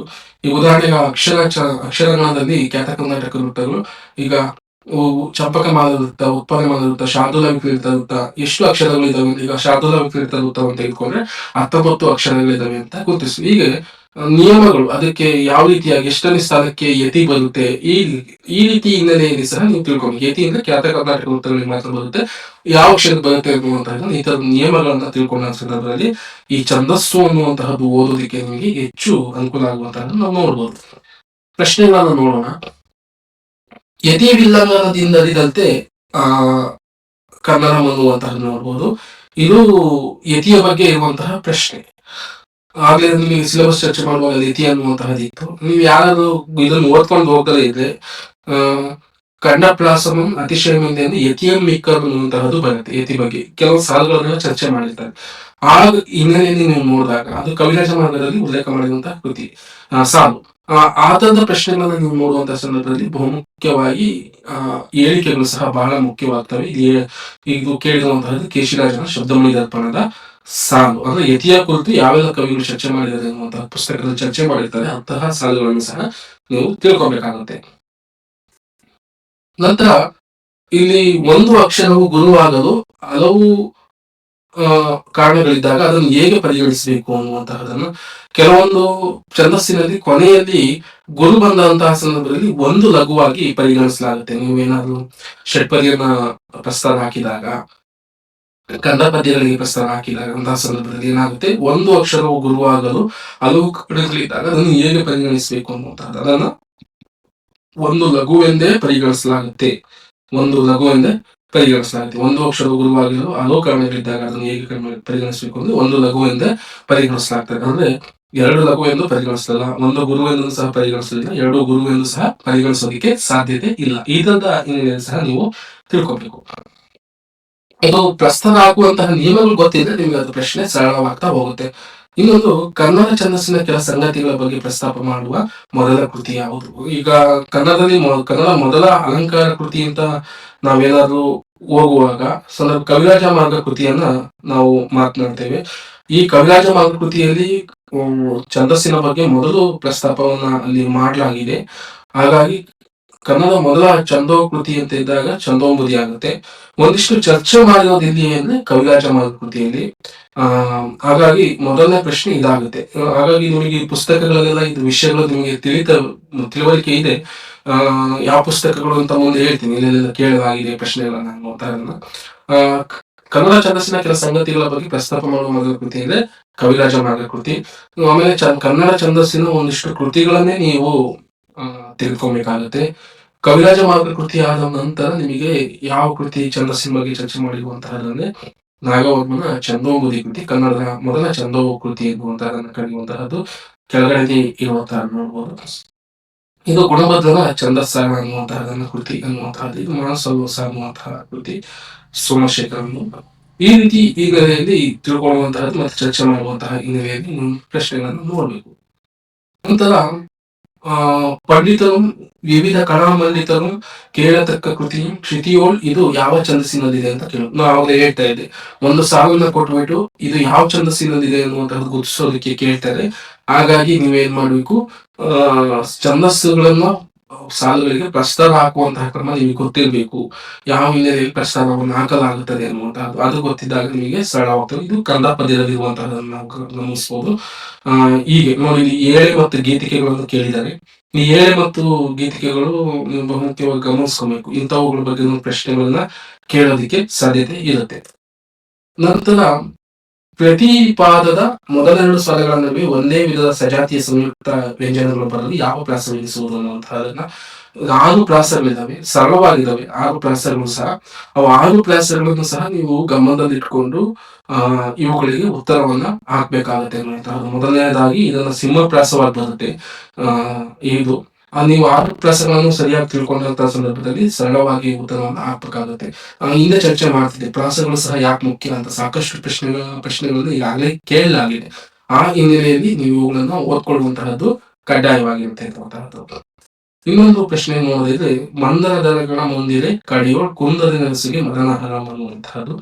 ಇದು ಯಾರು ಹೇಳಿರುವಂತಹದ್ದು ಮತ್ತೆ ಯಾವ ಯಾವ ಛಂದಸ್ಸಿನ ಲಕ್ಷಣ ಅನ್ನುವಂತಹದ್ದು ಕೇಳಿರುವಂತಹದ್ದು. ಇದು ಈ ಲಕ್ಷಣವನ್ನ ಹೇಳಿರುವಂತಹದ್ದು ಷಟ್ಪದಿಯ ಲಕ್ಷಣವಾಗಿ ಬರುತ್ತೆ. ಇದು ನಾವು ಓದುವಂತಹ ಪುಸ್ತಕಗಳಲ್ಲೇ ಇದನ್ನು ನಾವು ನೋಡ್ಬೋದು. ಹಾಗಾಗಿ ಇದನ್ನ ಎಲ್ಲೂ ಸಹ ಹೊಸ ಸೃಜಿಸಿ ಪ್ರಶ್ನೆಯನ್ನು ಕೇಳಲಾಗಿಲ್ಲ. ಪುಸ್ತಕದಲ್ಲಿರುವಂತಹದ್ದು ನೇರವಾಗಿ ಕೇಳಿರುವಂತಹ ನಾವು ನೋಡ್ಬೋದು. ಹಾಗಾಗಿ ಇದು ಷಟ್ಪದಿಯ ಲಕ್ಷಣವಾಗಿ ನಮಗೆ ಕಂಡು ಬರುತ್ತೆ. ಈ ರೀತಿಯ ಪ್ರಶ್ನೆಗಳನ್ನು ಸಹ ನೀವು ಓದಿದ್ರೆ ಹೆಚ್ಚು ಅನುಕೂಲ ಆಗುತ್ತೆ. ಇನ್ನೊಂದು ಪ್ರಶ್ನೆ, ಶಾರ್ದೂಲ ವಿಕ್ರೀತ ಮೂಲತಃ ಈ ಛಂದೋ ಪ್ರಕಾರದಿಂದ ಕನ್ನಡಕ್ಕೆ ಬಂದಿದೆ ಎನ್ನುವಂತಹದನ್ನ ನೀವು ನೋಡ್ಬೇಕು. ನೋಡಿ, ಇದು ಬಂದಿರುವಂತಹದ್ದು ವಿಶೇಷವಾಗಿ ಈ ಪ್ರಶ್ನೆಯನ್ನು ನೀವು ಯಾವುದೇ ಮಾರುಕಟ್ಟೆಯ ಪುಸ್ತಕಗಳು ಹುಡ್ಕೊಂಡು ಹೋದ್ರು ಆನ್ಸರ್ ಸಿಗೋದಿಲ್ಲ. ನಿರ್ದಿಷ್ಟವಾದ ಪುಸ್ತಕಗಳನ್ನು ಓದಿದಂತ ಸಂದರ್ಭದಲ್ಲಿ ಮಾತ್ರ ಇದಕ್ಕೆ ಉತ್ತರ ಸಿಗುತ್ತೆ. ಇದು ಅತಿ ಧೃತಿ ಅಂತ ಹೇಳಿ ಅಂತ. ಇದು ಏನನ್ನ ಯಾವ ಹಿನ್ನೆಲೆಯಲ್ಲಿ ಪ್ರಶ್ನೆಗಳನ್ನ ಕೇಳಿದಾನೆ ಅಂದ್ರೆ, ಖ್ಯಾತ ಕರ್ನಾಟಕದ ಉತ್ತರಗಳನ್ನು ಗುರುತಿಸುವಾಗ ನಿಮಗೆ ಅಕ್ಷರಗಳನ್ನ ಗುರುತಿಸ್ತೇವೆ. 19 ಅಕ್ಷರ, 21 ಅಕ್ಷರ ಅಂತ 18 ಅಕ್ಷರ ಅಂತ ಹೇಳಿ ಅಂತ. ಈ ಅಕ್ಷರಗಳನ್ನ ಗುರುತಿಸುವಂತಹ ಸಂದರ್ಭದಲ್ಲಿ ಈಗ ಇಲ್ಲಿ ಧೃತಿ ಅಂತ ಇದೆ. ಈ ಧೃತಿ ಅನ್ನುವಂತಹದ್ದು ಏನಿದೆ 18 ಅಕ್ಷರಗಳನ್ನ ಗುರುತಿಸುತ್ತೆ. ಅತಿ ಧೃತಿ ಎನ್ನುವಂತಹದ್ದು 19 ಅಕ್ಷರವನ್ನ ಗುರುತಿಸುತ್ತೆ. ಕೃತಿ ಎನ್ನುವಂತಹದ್ದು 20 ಅಕ್ಷರಗಳನ್ನು ಗುರುತಿಸುತ್ತೆ. ಆಕೃತಿ ಎನ್ನುವಂತಹದ್ದು 22 ಅಕ್ಷರಗಳನ್ನು ಗುರುತಿಸುತ್ತೆ. ಈ ಅಕ್ಷರಗಳನ್ನ ಗುರುತಿಸೋದಕ್ಕೆ ಕೃತಿ, ಅತಿಕೃತಿ, ಆಕೃತಿ, ಧೃತಿ ಅಂತ ಕರೀತಾರೆ. ಇಲ್ಲಿ 19 ಅಕ್ಷರ ಯಾವ್ದು ಬರುತ್ತೆ ಛಂದಸ್ಸಿನಲ್ಲಿ ಅಂದ್ರೆ ಶಾರ್ದೂಲ ವಿಕ್ರೀಡಿತ ವೃತ್ತ ಬರುತ್ತೆ. ಹಾಗಾಗಿ ಇದೇನಾಗುತ್ತೆ ಅತಿ ಧೃತಿ ಅಂತ ಹೇಳ್ಬಿಟ್ಟು ಕರೀತಾರೆ. ಎಲ್ಲ ಇನ್ನೂ ಸಂಪೂರ್ಣವಾಗಿ ವಿಶ್ಲೇಷಣೆಯನ್ನ ಮಾಡ್ಬೋದು. ಸದ್ಯಕ್ಕೆ ನಾವು ಅರ್ಥ ಮಾಡ್ಕೊಂಡಿದ್ರೆ ಈ ಹಿನ್ನೆಲೆಯಲ್ಲಿ ನಾವು ಇದನ್ನ ಅರ್ಥ ಮಾಡ್ಕೊಬೇಕಾಗುತ್ತೆ ಅನ್ನುವಂತಹದನ್ನ ಕೊಟ್ಟಿರುವಂತಹದ್ದು. ಹಾಗಾಗಿ ಸ್ನೇಹಿತರೆ, ಇದು ಸಹ ಬಹಳ ಮುಖ್ಯವಾಗಿರುವಂತಹದ್ದು ಖ್ಯಾತ ಕರ್ನಾಟಕ ವೃತ್ತಗಳಲ್ಲಿ. ಇದು ಯಾವ ವಿಷಯದಲ್ಲಿ ಇದೆ, ಎಲ್ಲಿದೆ ಅಂತ ನೋಡುವಾಗ ವೆಂಕಟಚಲ ಶಾಸ್ತ್ರಿಯವರ ಕನ್ನಡ ಛಂದ ಸ್ವರೂಪದಲ್ಲಿ ಇದ್ರ ಕುರಿತು ಚರ್ಚೆಯನ್ನ ಮಾಡಲಾಗಿದೆ. ಹಾಗಾಗಿ ಈ ಅಕ್ಷರಗಳ ಬಗ್ಗೆ ಏನಾದ್ರು ನೋಡದಂತಹ ಸಂದರ್ಭದಲ್ಲಿ ಪ್ರಶ್ನೆಗಳನ್ನ ಕೇಳಲು ಸಾಧ್ಯತೆ ಇರುತ್ತೆ. ಯಾವ ಪುಸ್ತಕವನ್ನು ಓದಬೇಕು ಅಂತಂದ್ರೆ ಮೊದಲನೇದಾಗಿ ಡಿ.ಎಸ್. ಕರ್ಕಿಯವರ ಛಂದೋ ವಿಕಾಸ, pin to pin, point to point ಈ ಪುಸ್ತಕವನ್ನ ಓದಿ ಸ್ನೇಹಿತರೆ. ನಿಮಗೆ ಛಂದಸ್ಸಿನ ಕುರಿತು ಅತ್ಯಂತ ಹೆಚ್ಚು ಸರಳವಾಗುತ್ತೆ. ಇದು ಡಿ.ಎಸ್. ಕರ್ಕಿಯವರು ಅದ್ಭುತವಾದಂತಹ ಪುಸ್ತಕವನ್ನು ಬರೆದಿರುವಂತಹದ್ದು. ಇದನ್ನ ಅವರ ಸಂಶೋಧನಾ ಪುಸ್ತಕ ಅಂತಾನೂ ಸಹ ಹೇಳ್ತಾರೆ. ಈ ಪುಸ್ತಕ ಏನಾದ್ರು ಓದಿದಂತ ಸಂದರ್ಭದಲ್ಲಿ ನೀವು ಈ ಯಾವುದೇ ಪ್ರಶ್ನೆಗಳನ್ನ ತಪ್ಪಾಕೋದಕ್ಕೆ ಸಾಧ್ಯನೇ ಇಲ್ಲ. ಕೊಟ್ಟಿರುವಂತಹ ಎಲ್ಲಾ ಪ್ರಶ್ನೆಗಳಿಗೂ ಆಗ್ತಿಲ್ಲ. ಇದರಲ್ಲಿ ಛಂದಸ್ಸಿನ ಇತಿಹಾಸವನ್ನ ಕೊಟ್ಬಿಟ್ಟು ಪ್ರಸ್ತಾಪ ಮಾಡ್ಬಿಟ್ಟು ಅವರ ನಿಯಮಗಳನ್ನೆಲ್ಲ ಚರ್ಚೆ ಮಾಡ್ಬಿಟ್ಟು ಪ್ರಸ್ತಾರ ಹಾಕುವಂತಹ ವಿಧಾನಗಳನ್ನೆಲ್ಲ ಇದರಲ್ಲಿ ಚರ್ಚೆ ಮಾಡಲಾಗಿದೆ. ಹಾಗಾಗಿ ಇದೊಂದು ಓದುವಂತಹವರಿಗೆ ಅತ್ಯಂತ ಅಮೂಲ್ಯವಾದಂತಹ ಪುಸ್ತಕ. ಇನ್ನೂ ಹೆಚ್ಚಿನ ಓದಿಗೆ ಓದ್ತೀವಿ ಅಂತ ಏನಾದ್ರು ಇದ್ರೆ ಕನ್ನಡ ಛಂದಸ್ ಸ್ವರೂಪವನ್ನ ಓದ್ಬೋದು. Doctor TV. ವೆಂಕಟಚಲ ಶಾಸ್ತ್ರಿ ಅವರು. ಇದು ಸಹ ಅತ್ಯಂತ ಮಹತ್ವವಾದಂತಹ ವಿಚಾರಗಳನ್ನು ಚರ್ಚೆ ಮಾಡಲಾಗಿದೆ. ಇದನ್ನ ಇನ್ನೂ ಸಹ ಹೆಚ್ಚೆಚ್ಚು ಯೂಸ್ಫುಲ್ ಆಗುತ್ತೆ. ಯಾರೆಲ್ಲ ಕನ್ನಡ ಭಾಷಾ ಶಿಕ್ಷಕ ಹುದ್ದೆಗಳಿಗೆ ಓದ್ತಾ ಇದ್ದೀರೋ ಇವೆಲ್ಲವುಗಳನ್ನ ಸಹ ಓದಿ ಪರೀಕ್ಷೆಗೆ ನೀವೆಲ್ಲರೂ ಸಹ ಸಿದ್ಧರಾಗಿ ಅಂತ ಹೇಳ್ತಾ ಇದ್ದೀನಿ. ಸ್ನೇಹಿತರೆ, ಇಷ್ಟು ಸಹ ಇವತ್ತು ಮೀಮಾಂಸೆ ಮತ್ತು ಛಂದಸ್ಸನ್ನ ಹೇಗೆ ಓದ್ಬೇಕು ಅನ್ನುವಂತಹ ಚರ್ಚೆಯನ್ನ ಮಾಡಿರುವಂತಹದ್ದು. ನಿಮಗೆಲ್ಲರಿಗೂ ಸಹ ಧನ್ಯವಾದಗಳು. ಯಾವುದೇ ನಿಮಗೆ ಚರ್ಚೆ ಮಾಡಿರುವಂತಹ ವಿಷಯಗಳಲ್ಲಿ ಡೌಟ್ಸ್ ಇದ್ರೆ ಕಾಮೆಂಟ್ ಹಾಕುವ ಮುಖಾಂತರ ಅಥವಾ ವಿಡಿಯೋ ಇಷ್ಟ ಆದ್ರೆ ಲೈಕ್ ಮಾಡುವ ಮುಖಾಂತರ ಈ ತರದ ತರಗತಿಗಳಿಗೆ ಸಹಕಾರ ನೀಡಬೇಕು ಅಂತ ನನ್ನಲ್ಲಿ ಕೋರಿಕೊಳ್ತಾ ಸ್ನೇಹಿತರೆ, ಇದರ ತರಗತಿಯನ್ನ ಮುಗಿಸ್ತಾ ಇದ್ದೇನೆ.